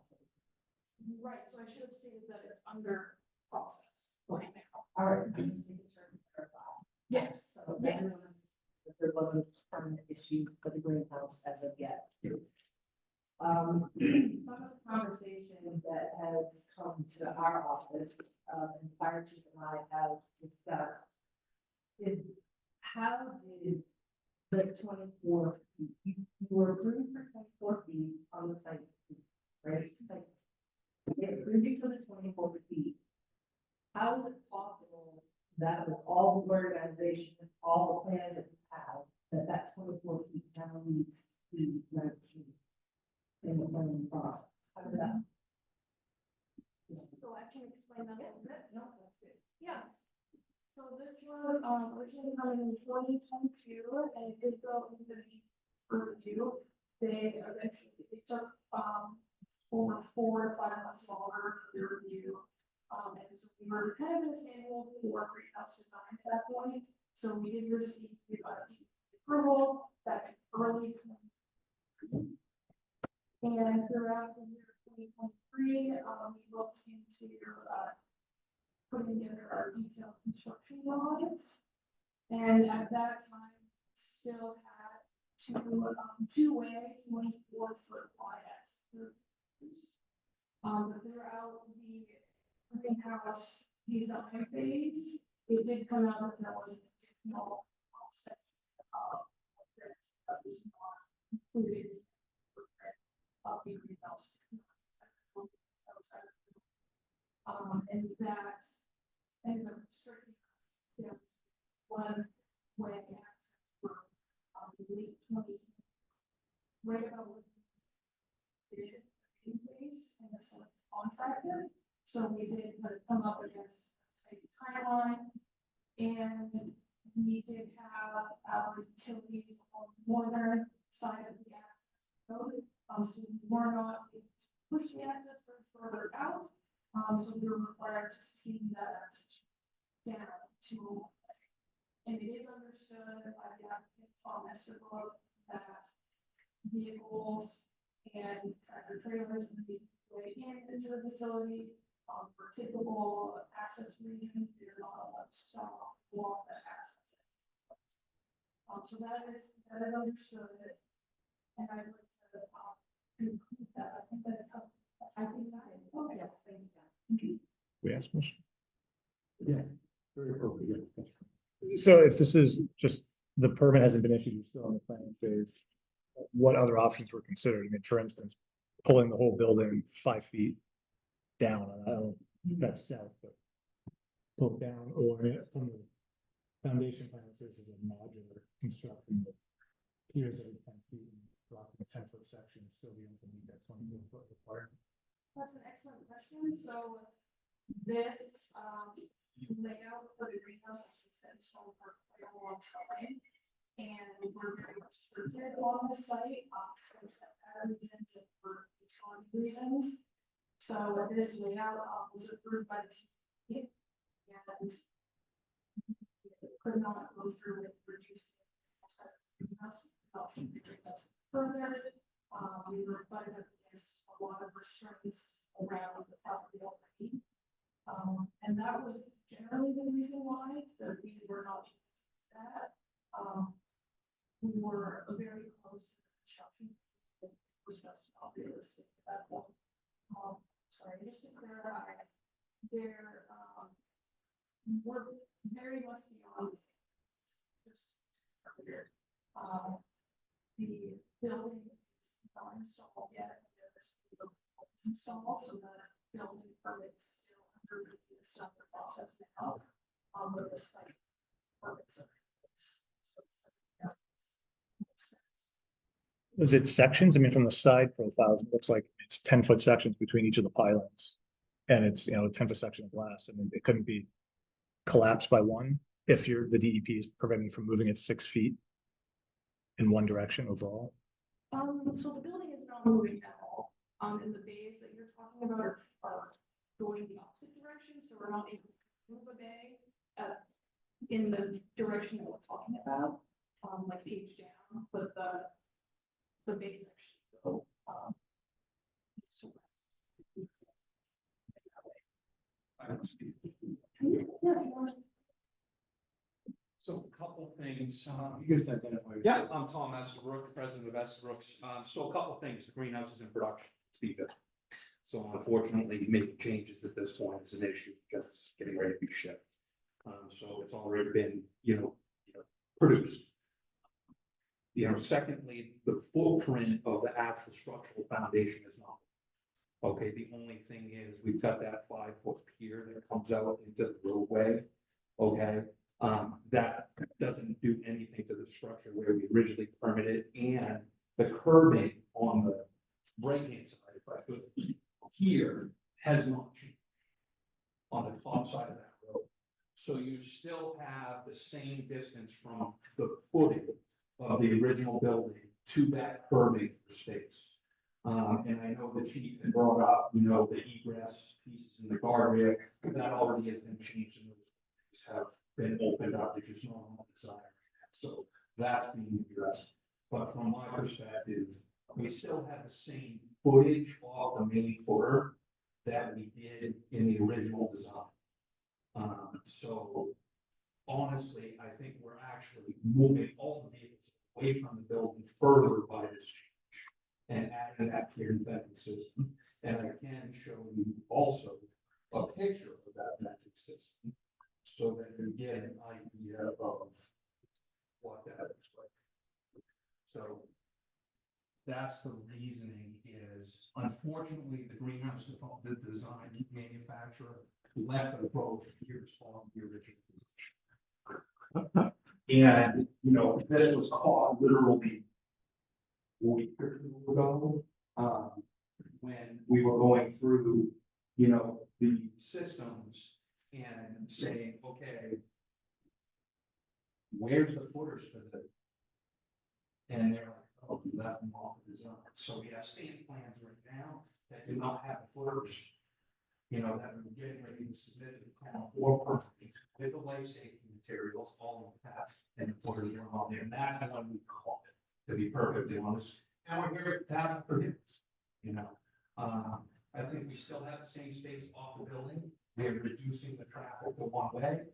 We're adjusting everything accordingly for safety. The chief also brought up, the access for, concern as far as the building collapse. And the size of this building are made of polycarbonate, they will melt before the building ever collapsed. And that's part of the reason we picked that product, was if there ever was a fire, we're also installing a 1-hour fire rating room for all our electrical and boilers. Excuse me, Tom, for a second. Is everybody, I just want to make sure that everybody on the board read the fire chief's letter, so they know. Sure. I just sent out a new stuff. Right? And certainly I can address that after the chief. Want to make sure that. Any other questions on the reduction? It's just, I just don't understand where you're at, but the foundation of the quarters are already in. The foundation report is not. Oh, no, but the greenhouse is coming, and it's already constructed. The greenhouse is in manufacturing, we can't change the greenhouse at this time. The other thing is all utilities, everything are in. Also, we have drainage for the, water capture off the roof that is already in place. So shipping that greenhouse, we've already got all pavement down, so we're well ahead. I'm sure most of you have been by the site. I think we've done a pretty good job of, making a really nice, facility here for downtown. But we're way down, and that's why we're here. Honestly, I'm sorry we're here. To be perfect. Ryan, do you have a question? Yeah, I mean, thank you for coming out. Yeah. And your humility. I know that you didn't design it personally and then finding out that you didn't have all the information you needed at the start is not fun. And this is actually slightly better than when I first read it. I thought it was saying you needed 19 feet around the entire perimeter. So my question relates to that and may alleviate some concerns about getting fire equipment around there. Would it be possible to put a turnaround off of kind of the 24-foot road so that? Now we have a back in point here, drive also. Okay. For the town of Pownell, if there was fires, pump out of there. There with the DEP requirements and all of that, there are wetland, water mitigation. Secondly, for change. Yeah. So, There's drainage utilities along that northern section, along with, grading them impacted by. Adrian, can you point to the northern section, please? So the northern section is Thank you. near the setback. And this was the primary point that we went to the expense of the road that goes all the way around. Was to get maximum access, and make sure we had, good egress to where it goes. One thing, kind of on the east side, you have a 24-foot road. I will ask the fire chief if he thinks he can turn around properly to access that pump spot. But, on the east side, is there an opportunity to put some type of turnaround opportunity? I don't understand. Pull through a- Well, and my concern is if for some reason that 19-foot road was blocked and it was too narrow, determined kind of by the fire chief, then would there be an opportunity for the fire chief to bring trucks along the 24-foot road and be able to turn around even if the 19-foot road was blocked? Excuse me, I think that's a question for the fire chief. Can you step forward? And I know you have a letter. I just want to reiterate, the whole board has seen and read fire chief's letter. So you don't need to read that letter, so. Yep. You're up. So this started, we met with the, and I think, the project manager. We go, I only go with. The architect. Yeah, but we met there, to talk about product like that. Yeah. I'm talking about when you guys first came with the 19th request, and you wanted to, Jimmy and I to make that decision. So that started back in May, and here we are today. My concern was, okay, I never noticed that guy before, and I don't know if that's the original plan or not, or whether that was put up protect the equipment now stored on that side. So one of my main concerns was egress and, access to the building on those sides, on those emergency exits. And Tom said that he addressed that, and those exit ways have been taken care of, and now we're gonna be able to access it. One of the reasons why we requested the 24-foot road was to one of the two-way traffic. I understand what you're saying, and we're all set with the 24 on the bottom, that's not a problem. The only reason I was questioning the 19 on the top was for operational space. Before we had that buffer that had 5 feet of working space near the building. If we had to pull a whole side in, right now we're reduced down to about 8 feet of road, working road between the guardrail and that space. So in my letter, I suggested solution to that would be possibly bump up turnarounds near where those doors are. To give us the working space that we would need if we needed to access the building in those sections. Could you identify those entrance places I there? believe there at the ends of each section. Not all of them are shown on the slide. I know that the life safety plan, has come out with additional board locations that just recently, last week. So, And right now, the only life safety plan I've seen is for this first set. Correct. That's all we're current. Right. So there's a door here and a door here. And And I'm when, assuming you build it, can I ask them a question? absolutely. Okay. When you build the next section, you're probably gonna put another door right here. No. Is this wall coming down? No. Then you're probably gonna have. Could you step this out to the board to see? To get out of the way. So we won't need it for life safety. There will be a 7-foot walkway here, so you'll be open the doorway. Yeah. We also have 7-foot doors here, 7-foot doors here, 14-foot doors here, 14. For that, And what about up in this section? they will be the same thing, access points each as we go. So I wouldn't necessarily need one here, Well, there'll be a 7-foot wall. but there's a place to work, 12 foot. Other road. The 12, Yeah, but that's not structured. it's room for hospital, Okay. Yeah. you know what I'm saying? Sure. may I suggest that we extend opening in the guardrails to allow for extra room to work? That would be helpful. Yeah, I don't think our plan was to just make it as wide as it. Okay. But we'd have to look at that design. We can certainly, accommodate, and that was in the plan, just it's not been updated yet. And That's those- the legacy. Those are egress doors or overhead? What's the egress? Yeah. That's on the life safety. Okay, having that, if you wanted to look at it, thanks for pulling out. I don't know if that's, if it's helpful for the, Jesse, I've already seen. okay. Just for clarification, so you're, and I'm just a facilitator here, so it's not. So your request is to allow more space for the fire department to enter the building at the door that is not provided right currently with a 19-foot roof.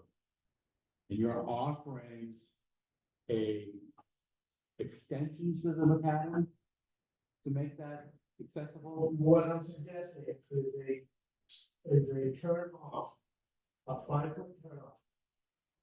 North of the road. Would be there. There's utilities in there already. It's all the 3-phase powers in that edge.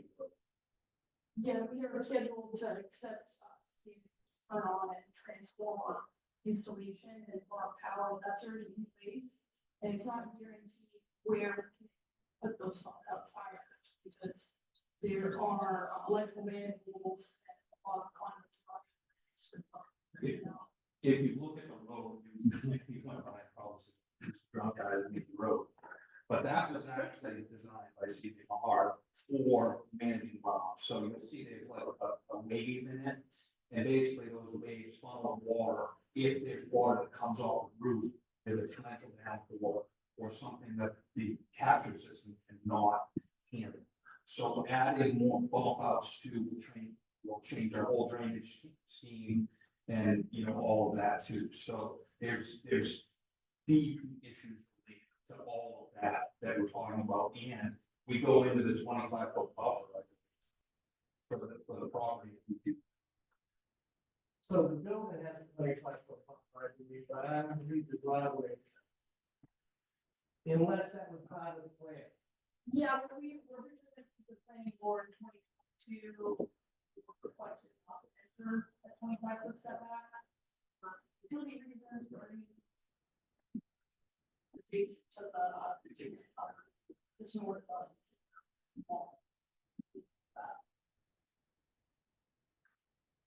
Any questions for the fire chief?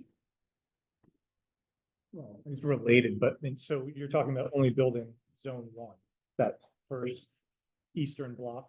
Or is that the only one that's under construction or That would being be the built? only- That would be the only one. This So I mean, could the other two sections be shrunk by 10 feet to accommodate a full 24-foot road through those two sections? I would still say no, just because the same implications. would occur. Right. The runoff implications all through all that has to be.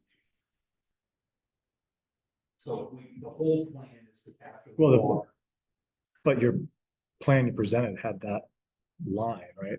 I mean, you're gonna be going 5 feet past that now. So that would almost put you in compliance if you pull it back 5 feet? I think what you're saying, but so the building here, the line of the wall has not changed at all. It's this, So you've shrunk that. Oh, into. That's, It's that non-structural. yes, Posts. that's the ventilation.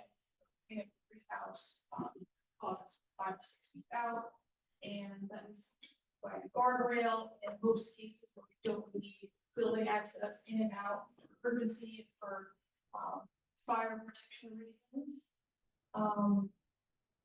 We do allow safe circulation around the entire property. I just want to say that. And it is up to the planning board. We could request a wide section. I could not find any width requirement in the ordinance for a driveway or an access that is private. This is not a public whatsoever. We've gone through a permit. T is very limited trucking here, so we believe that the 19-foot wide is appropriate. And it comes down to the request from the planning board for that 19 feet. And we'll also work with make appropriate gaps in the barn for that. Question for fire chief. When you're talking about that you need working space, what do you mean that you need working space? So. If we have to advance the hose line through this building, they come off the side of the truck. Yeah. And to pull them off the side of the truck, somebody's gonna grab it, throw it on their shoulder, and they have to walk.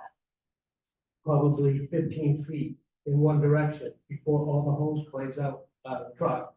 And then they have to spread it out before they can enter into the building. Question is, you're saying that they couldn't drive the truck all the way to the end of the road or whatever, and then pull the hose and then, They're only 200 feet long. yeah. And this building's 200 feet long. Or more, right? This first building is more than 287. Yeah. Is, So you might need some holes. Well, it depends on where it is, right? So if it's here, you know, if it's down here, I'll be able to make it down here. Having the two entry points,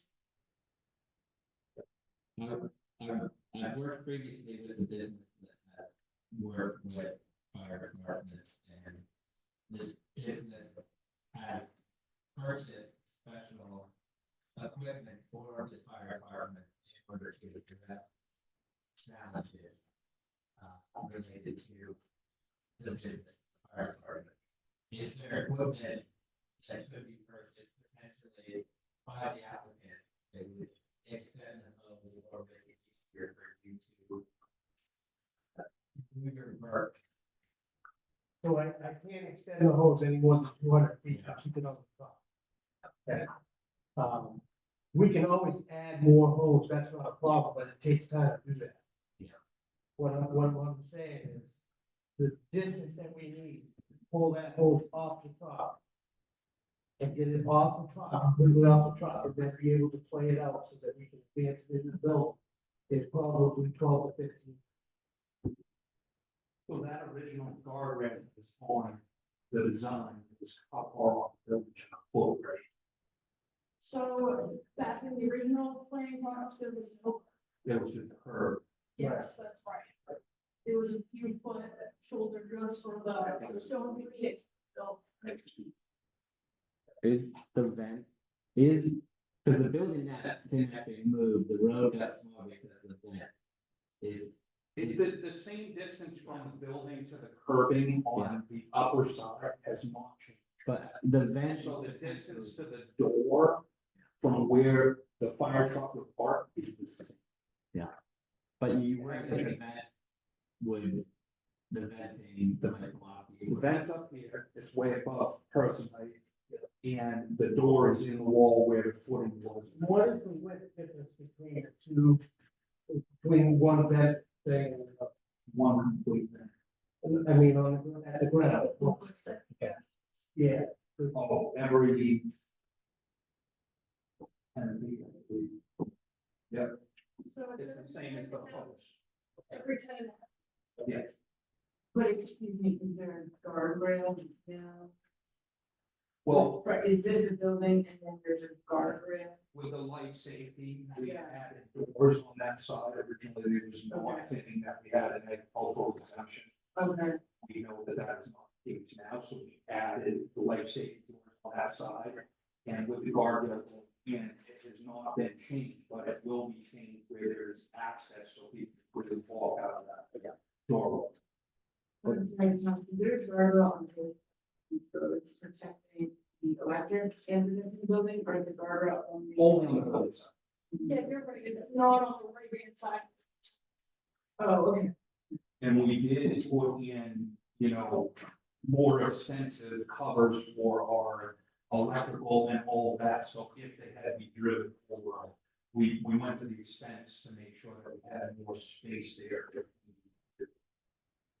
So a person can walk over those. Oh, it's 25 feet of grass.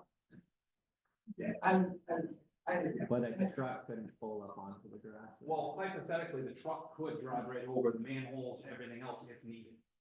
They could go right up over the curb. We did cheat, in the spec originally, there was lighter weight covers. We upgraded those to street grade. They're all cemented in, all of that into the cisterns for pulling wires. So, those could be driven over by a fire truck. They could be driven over by a trailer truck, because if there's anything I know, people in trucks will drive off the road from time to time. Yeah. So I didn't want to have to come in and fix it 3 days. Right. So we upgraded those where they were along the edge of the road to make sure we had, so if worse comes to worse, you could pull off. Chief, do you think you could? That pull work off? in the summertime. Yeah. Not gonna work in the spring. Yeah. I do have a question about the space still. So in a way, the road distance, like away from the building is the same. There's just, it's a little bit narrower here, but if there are doors here, you can enter it. Like, isn't it almost like if you would park here, no matter what? So in essence, in my report, basically what I'm saying is I've lost 5 feet of working space against the building Because of that, because of the vents being pushed out. But or the vents are above your head. And your but doors the are- guardrails pushed out. So now we don't have that as. Well, I mean, to Ryan's point But about, the guardrail- You all heard me say. Yes. It gives you the same as past written. So is it possible to work without it, the design guardrails to give you the kind of space you need around the doors to pull? Yeah. Right. Well, I was gonna follow on to Ryan's point about you have supplemental equipment on site, and like in a high rise, you've got a spool with X number of feet of hose. I mean, if you had a spool by each of those doors with 200 feet, so you could just grab and go and connect to that, does that So, add anything, or that's? so that's called the households or whatever. Yeah. It's got different names. The problem with those is those aren't tested and they're not for life safety. I can't send a crew in and use a hose that's inside of a building that hasn't been maintained. Degraded. And there's no obligation for them to maintain. Okay. So. Good clarifying.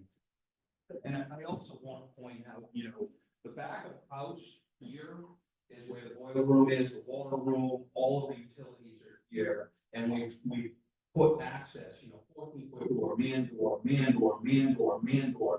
all along this back edge specifically for that. And then we also have 2 7-foot sliders that can be slid back in these back corners. So right now, there is a turnaround right here by the transformer. So there is a turnaround in the plan now, so that if CMP had an issue with their transformer, then they can back in and replace it too. Yeah. That turnaround, how far back is that where it chokes down the night? You know It's at that? the very end here where the transformers. And what's it? So that is 150. Oh. No, the entire, yeah. It's the entire length across, so that's, so you're looking at, 870.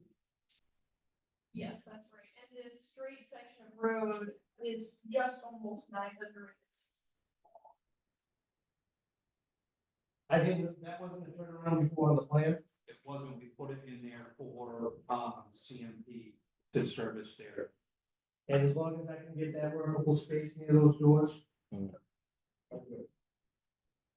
you're good if you have that turnaround and if you have the work. I feel like I safely put my people in that building. Good job. No? Just a couple quick questions, but like, yes. Foot road, I'm assuming that even though it's one way, you 2 trucks side by side. As long as we had full. So that's the other thing too, with the 24-foot road, we up that side of the building, had to pull line and still pass me that. So if I had to all of a sudden, like say there was a fire here and we pull a line in here, and all of a sudden I need to move a truck down here, I have to move it down quickly. We didn't have to go around. Yeah, we moved that close to the building. I know, I'm putting it back in my collab. Have the space to do that. No.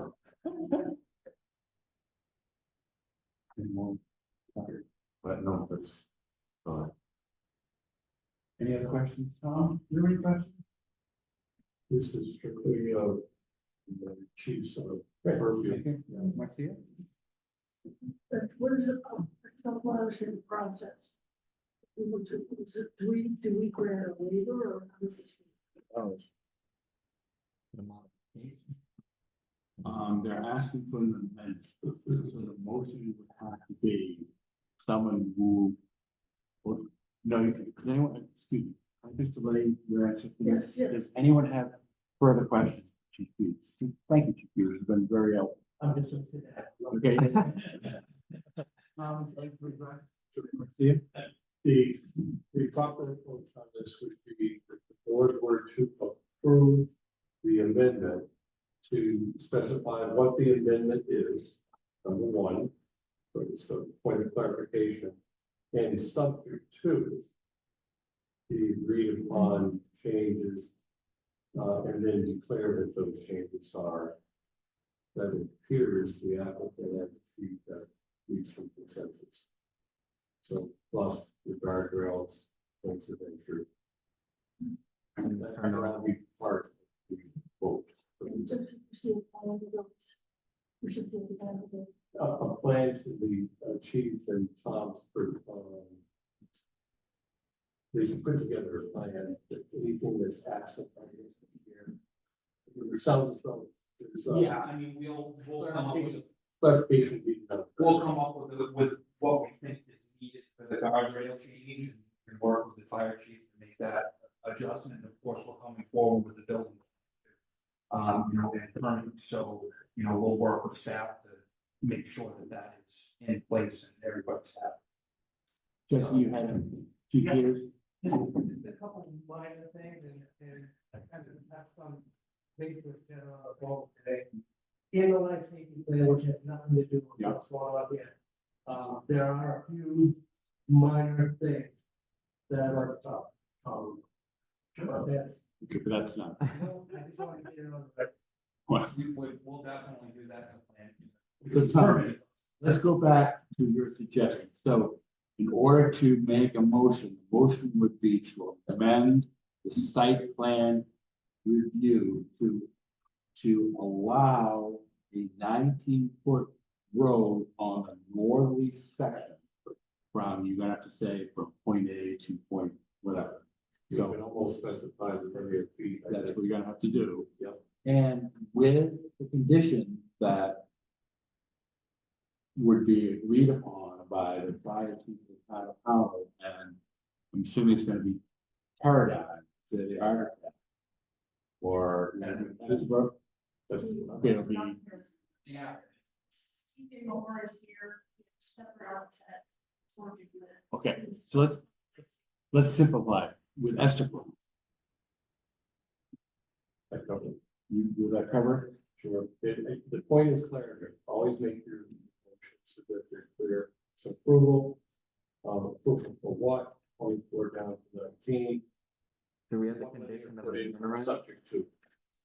Well, Go ahead, Rob. yeah, I just want to follow on kind of what Marcia's question and to what is in the zoning code and how we kind of came up with the 24 in the first place. So, I mean, you're saying it's an amendment, but I think the amendment requires a waiver, does it not? Because this, the standards for the streets, minor streets are 22, collectors are 24, which based on the definition, this fits into a collector. And then I guess the follow-on question is that do we really even have the authority to grant that waiver based on the zoning code? I mean, we can make waivers for private roads, minor modifications. No, hold on. Yeah. Yeah, it's a question. Is it a street or a drive? Oh, yeah, let's have our code enforcement officer. Yeah, I mean, how long? Yes, you are our code. Yes. they would consider it to be public. So, Brian, could you ask the question again so that you can?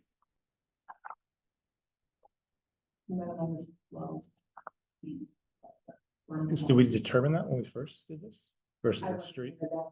I'm not sure on that, but I believe it was private, 24 feet. I mean, collector street or road is an intermediary road providing service to rural areas. They carry internal traffic from areas having a predominant land use such as schools and shopping centers to more highly traveled arterial roads. And like. The property is access any other property. Thank you, but The criteria in the current land ordinance is structured for residential. Right. So there are no commercial standards. Thus, saying that to the right, you work it as a private drive. In the absence of commercial standards in the ordinance, I would not do this as a waiver. I would suggest that it's an amendment to the plan. So that way it makes it plan specific, whereas otherwise, if you go the waiver route, it sets up the ability for precedent, if you will. can't go with. So that it's nothing to waive. No. Correct.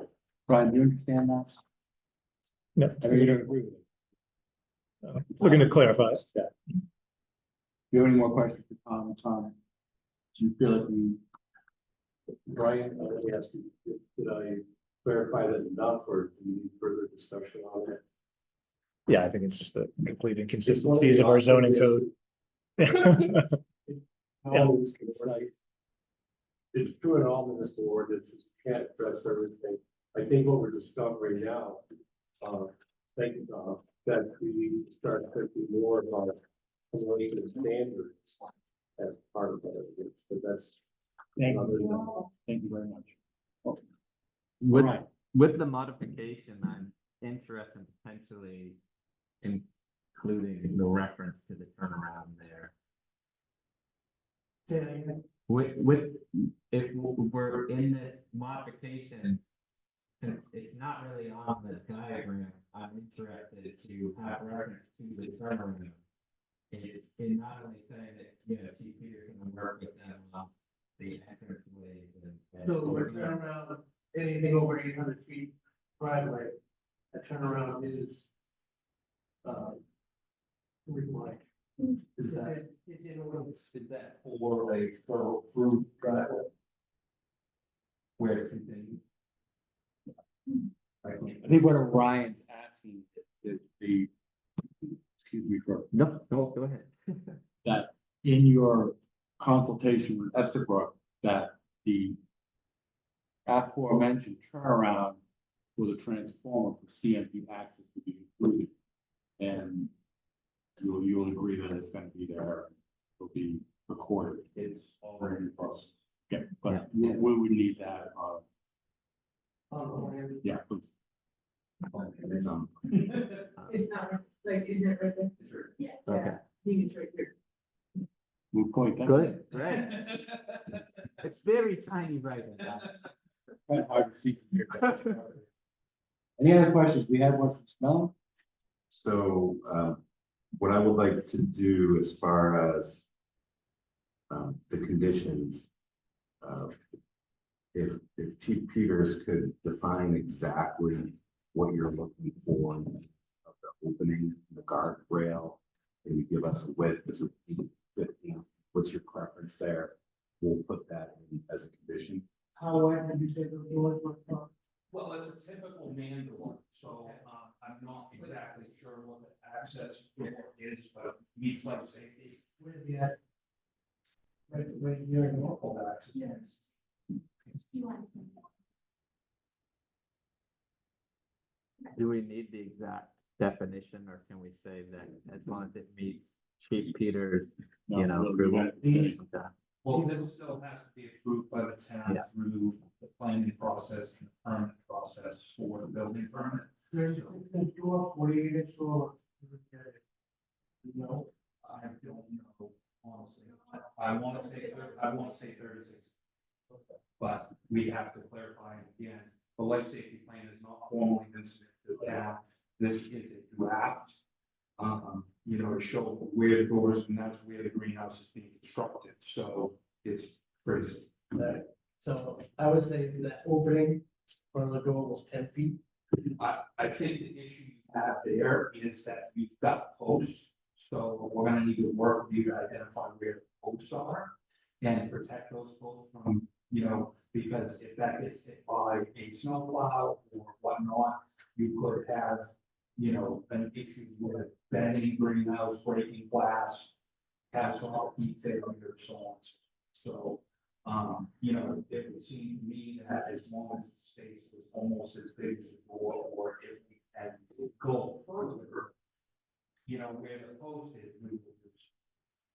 So you said the post is more than 10. That's it. Yeah. But I don't know where in relation to the door, the post is. So I can't tell you, I can go 10 feet on either side of the door. Well, it looks like if the post is here, it'll be 10 feet over this. Not necessarily. You, if you're not, if you never done the door, better resist for it, yeah, Yeah, the files. so that we want. Please. At the very corner, there is. So you can see the piles are here, so we're gonna have that guardrail here. The doors might not be the center. So. Are the doors movable? They are, because Excuse of me, that. excuse me for a second. I know. But we can give you space on one side of the door. Excuse me for a second. Go ahead. Tom, I appreciate you working with all Yeah, of we us. can do this. Well, yeah, well, what I'm thinking is at this point, because we're trying to give you what you want, but we don't have good numbers right now. You don't know where your stuff's gonna be in order to help you Yeah, either. we can provide a plan, work with him. If the 19 foot is fine, we'll come up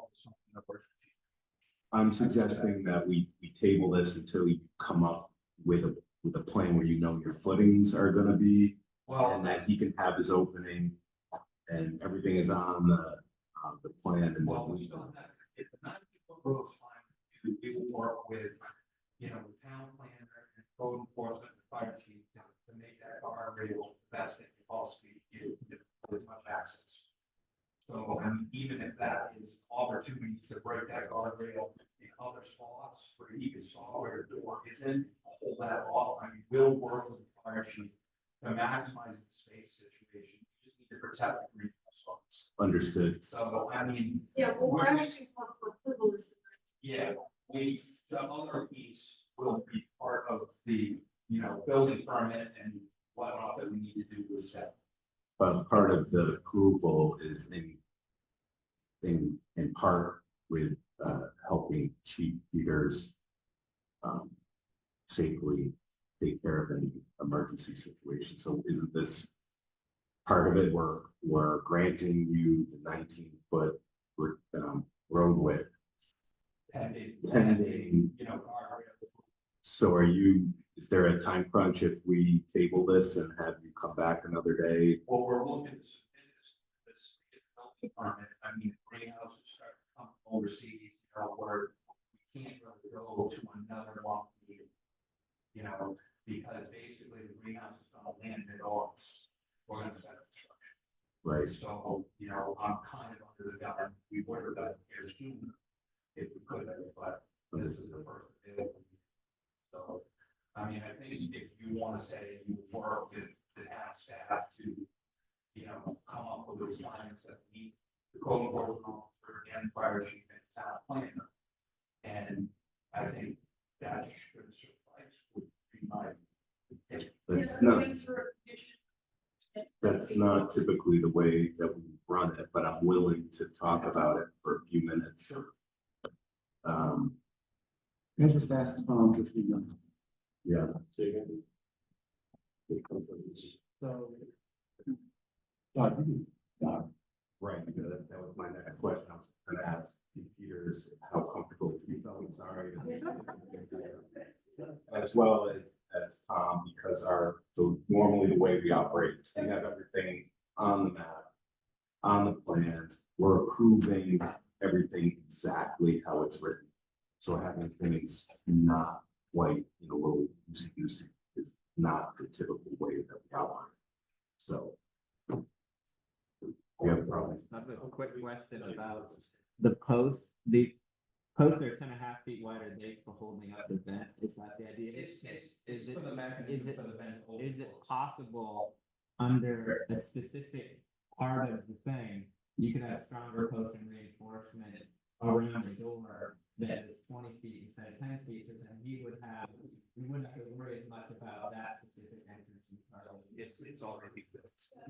So that would modify the design of the structure if we were to change the ventilation system that's part of the.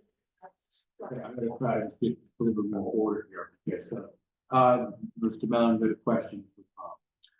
Tom, you have a problem if we were to approve this with the details to be ironed out at a later date.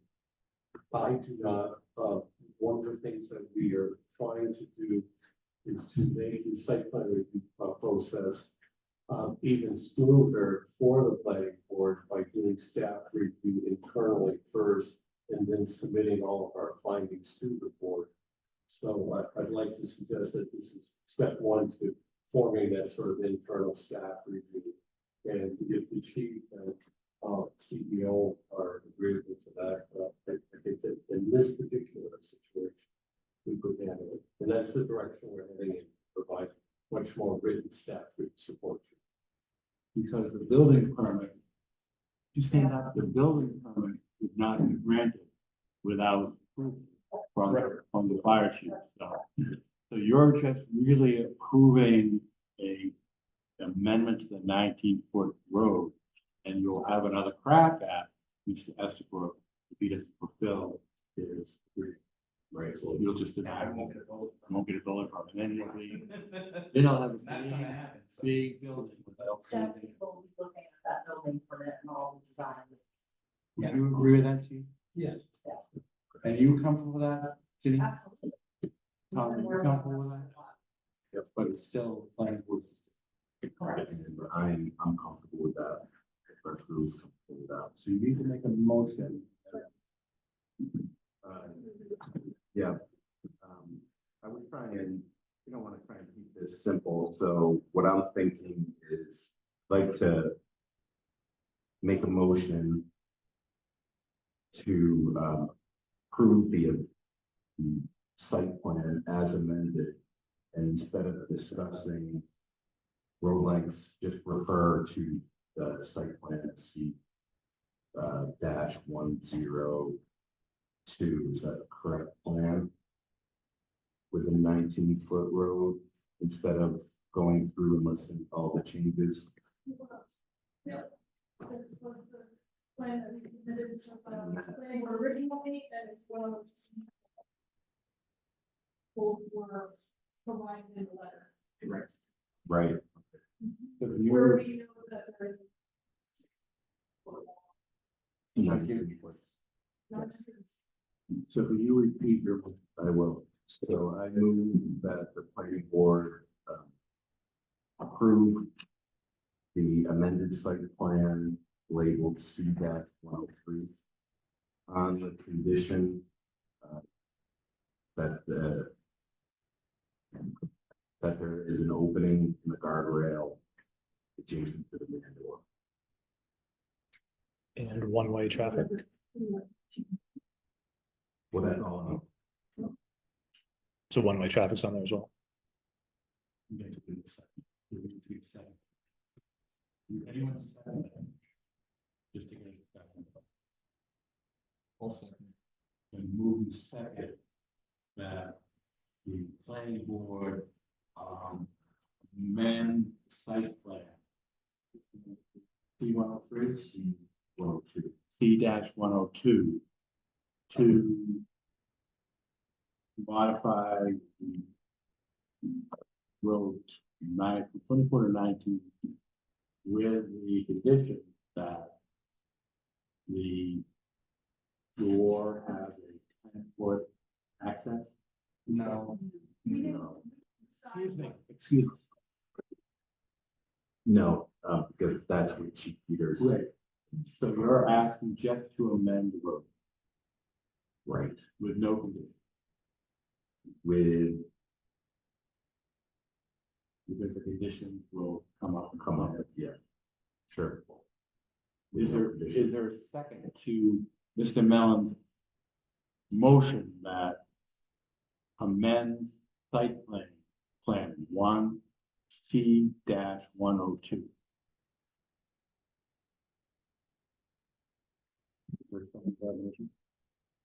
I have a question. Can someone second? I'll second. Okay, so you move a second, discussion. They, as a planning board, the greenhouse design will come back to us? No. No? No, So it's just based upon staff. based upon, Gordon, that's good. Says that where is one through that secondary I don't think you said one way. Yeah. Is that part of the? condition. The plan doesn't say one way. It doesn't specifically. No, So that should be a condition. Also stated that site plan approved in June 2022, so it's clear. approved.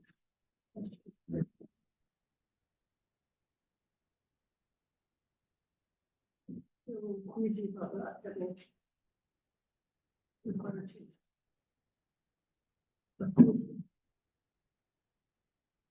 Condition. I understand. That it will- You need to remove your motion to include one way. Right. They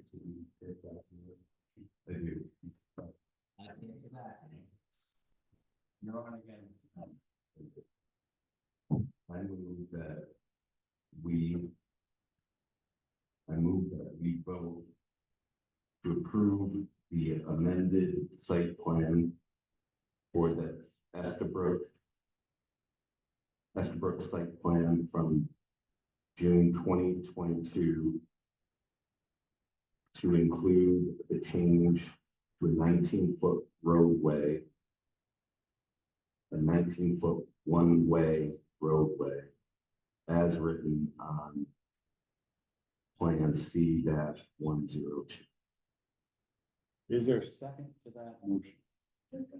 So now it's been moved and seconded to amend the site plan as Todd has said.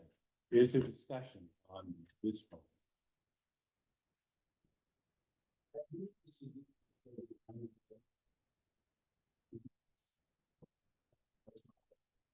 And that was originally to write it says in the letter here, this is the change. This is a private way, you have enough space for two-way traffic too. I'm reading your letter. Yeah, it's your letter. Yeah. Oh, I understand, but if we don't need it, that's all I'm asking is, if there's enough space, I'm fine with going that way if the planning board wants that. But with limited traffic on our facility, you know, and or moving of material around the site, you know, I just want to make sure I'm not handcuffing myself in some way where I'm gonna have to have staff or parts, racks, or whatnot going out to the street that efficiently go around. the site. Well, I guess, I mean, the issue would be if there is an emergency and the fire trucks are on that side of the road and people are used to going either way, and people go the wrong way, and they hit the fire trucks and their hoses out there, they can't move up, they might jam the road. Yeah, Right? the That's kind of letter- what I took from Jesse's explanation. He wants, That's I just wanted to bring that up, because now there's been clarification that this is a driveway. And, you know, so I'm bringing that up, because that's been on my understanding originally. So if that is important for the planning board to make that, I'm fine with that. I just wanted to bring it up there. If it wasn't required, I would prefer it not be, just for, you know, access around the site. Thank you, Mr. Justice. What would you say to that, Mr. Chief Peters? I have no problem with it being two ways. So that's not what I did here. I was wondering about the conditions. We talked about working with Mr. on the plan for the opening of the catwalks. In agreement with reducing the size of the 19 feet. So I would have to work with the space side. So, Tom, how could proviso be included in the motion to amend the site plan review? Could you include with the condition that a memorandum of understanding and signed between the road commissioner and Estabrook to do? The MOU would work quite well. It's an excellent suggestion. If it's done, it really has to be executed. For the end of the week, it's not a complicated thing, but it needs to be constructed and is readable. Yeah. Would that be satisfactory to you, Vice Chief? The end of the week. Well, the other thing is Jesse D. I'm waiting for it. Yeah. I'm gonna be gone in 10 days. So. In 10 days. Okay, Well, so you'll be back in 2 weeks? Yes, but can Tom draft that memorandum of understanding? Tom, No, Tom Richardson. if I do, we'll go back and forth 30 times because I'm gonna write a lot of detail in it that's probably not necessary. What I'd like to suggest is that, the initial construct of it, if you want to do it, I'll look at it, in Jesse's absence and then it's gonna, it's 10 days now, and just, And get the arbor done the next day. I'm not understanding the need, so I thought we we're gonna take the plan to the fire chief and work with him to with that. There's four building permit. Yes. Okay, but if this is something different, it's. Well- it's the remedy. Yeah. Right. Well, It's a detail of the life safety. yeah, So the staff has to okay the life safety regarding part of the life safety access to the building. So for building permit and staff, it would be okay at that time. By the fire chief. So I don't believe the planning board needs to do a whole lot of walk here in the amendment here to this. Tom, I think it's just the safety that. Oh. well, no, I had a similar thought in that if the concern is about the building being on fire, not the road itself. And so if, in order for this building to be approved, Tom is not going to approve, I mean, sorry, Chief Peters is not going to approve the building if those guardrails, are in the way and he doesn't feel like he has working space. Is that my understanding? Yes. So then we don't necessarily need to put that condition in there. That's expected that Chief Peters will not approve the building if he doesn't think he has the space he needs because of the road or any other reason. So I'm just gonna remind you that you were the one who questioned whether this would be the last crack. Thing. I did question it, just to clarify. Under the, my personal opinion is a structure this big, maybe we should have at some point modified the ordinances that the planning board has a crack at it, but that's not what it is under current ordinances, and I recognize that. Thank you. Bill, did you have something that we overlooked? No, it's wondering, this thing gets a long way. Yeah. Yeah. Okay, so where are we? So I believe, There's a motion on the floor. I don't have, we're just going off of what was written in your document. Right. So as far as one way goes, that's what you think. Yeah, you and would. I'm asking for the planning board to possibly change that if you see applicable.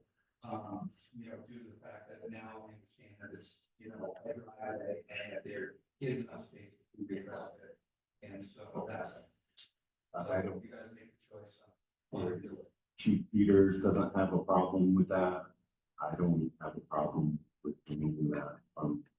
To remove that, you have to take the motion back. Yeah. All right, here we go. I move that we vote on Estabrook site plan June 2022 as amended on plan C-102.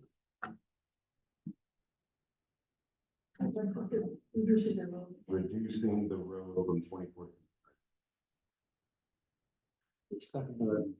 Second. Okay, so move in second to amend the site plan. What has to be greenhouse, approved 2022. To include the reduction of the road from 24 to 19.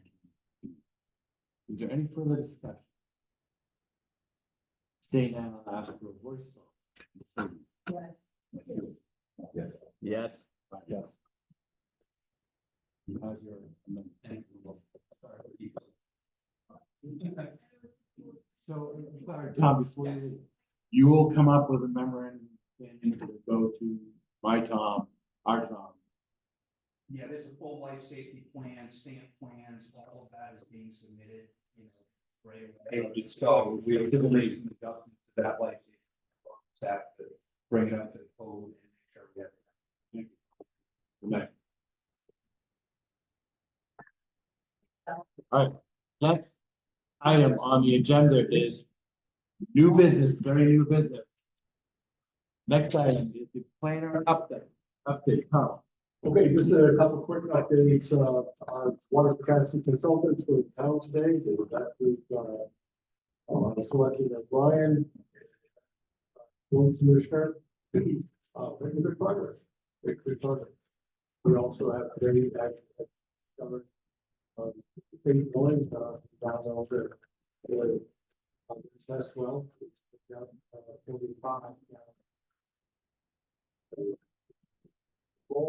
good progress. There's been a lot of interest in subdivision aspects.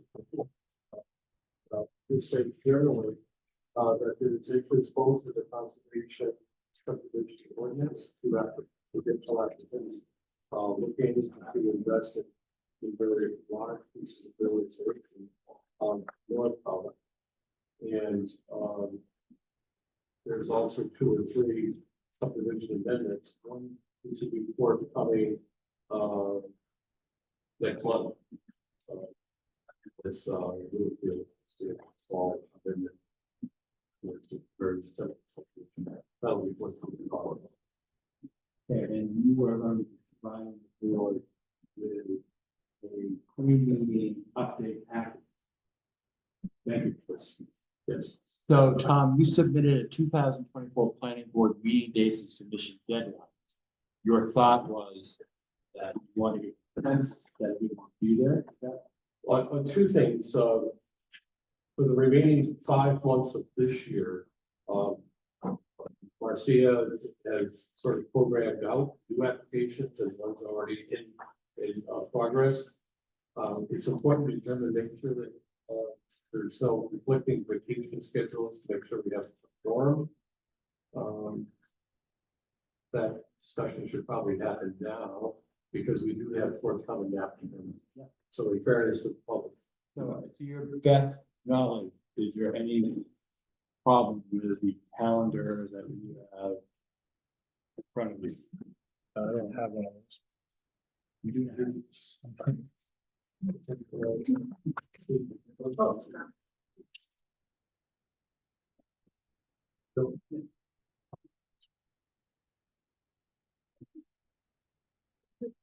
That was a Wednesday.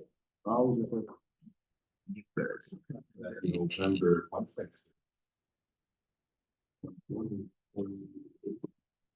The very thing that the show that we beat before. And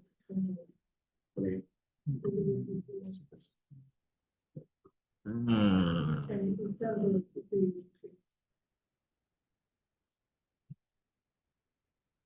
Sounds good, John.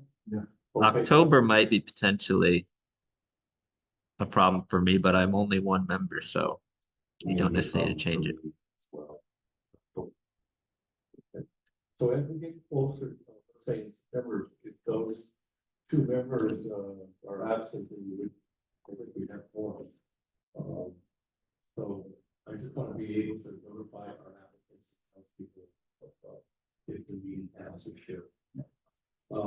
And also inform the board that in August, I'll probably be away on that particular site. I won't be attending that particular. Okay, so I think the word is conflict, please come forward. Fast as you can. Update your contact. How can we do that? Contact. Like if we're in this meeting, that's the way to do that, and I can see that. Contact us. Okay, okay. Everybody understand that? Great. Update your contact. So that we- so what that means is, contact is, I have, and it's just, part of its title. Yeah. I have here as the planning board chair, select board liaison, is that your title? Whatever, yes, And then I still have 2 co-chairs. Yeah.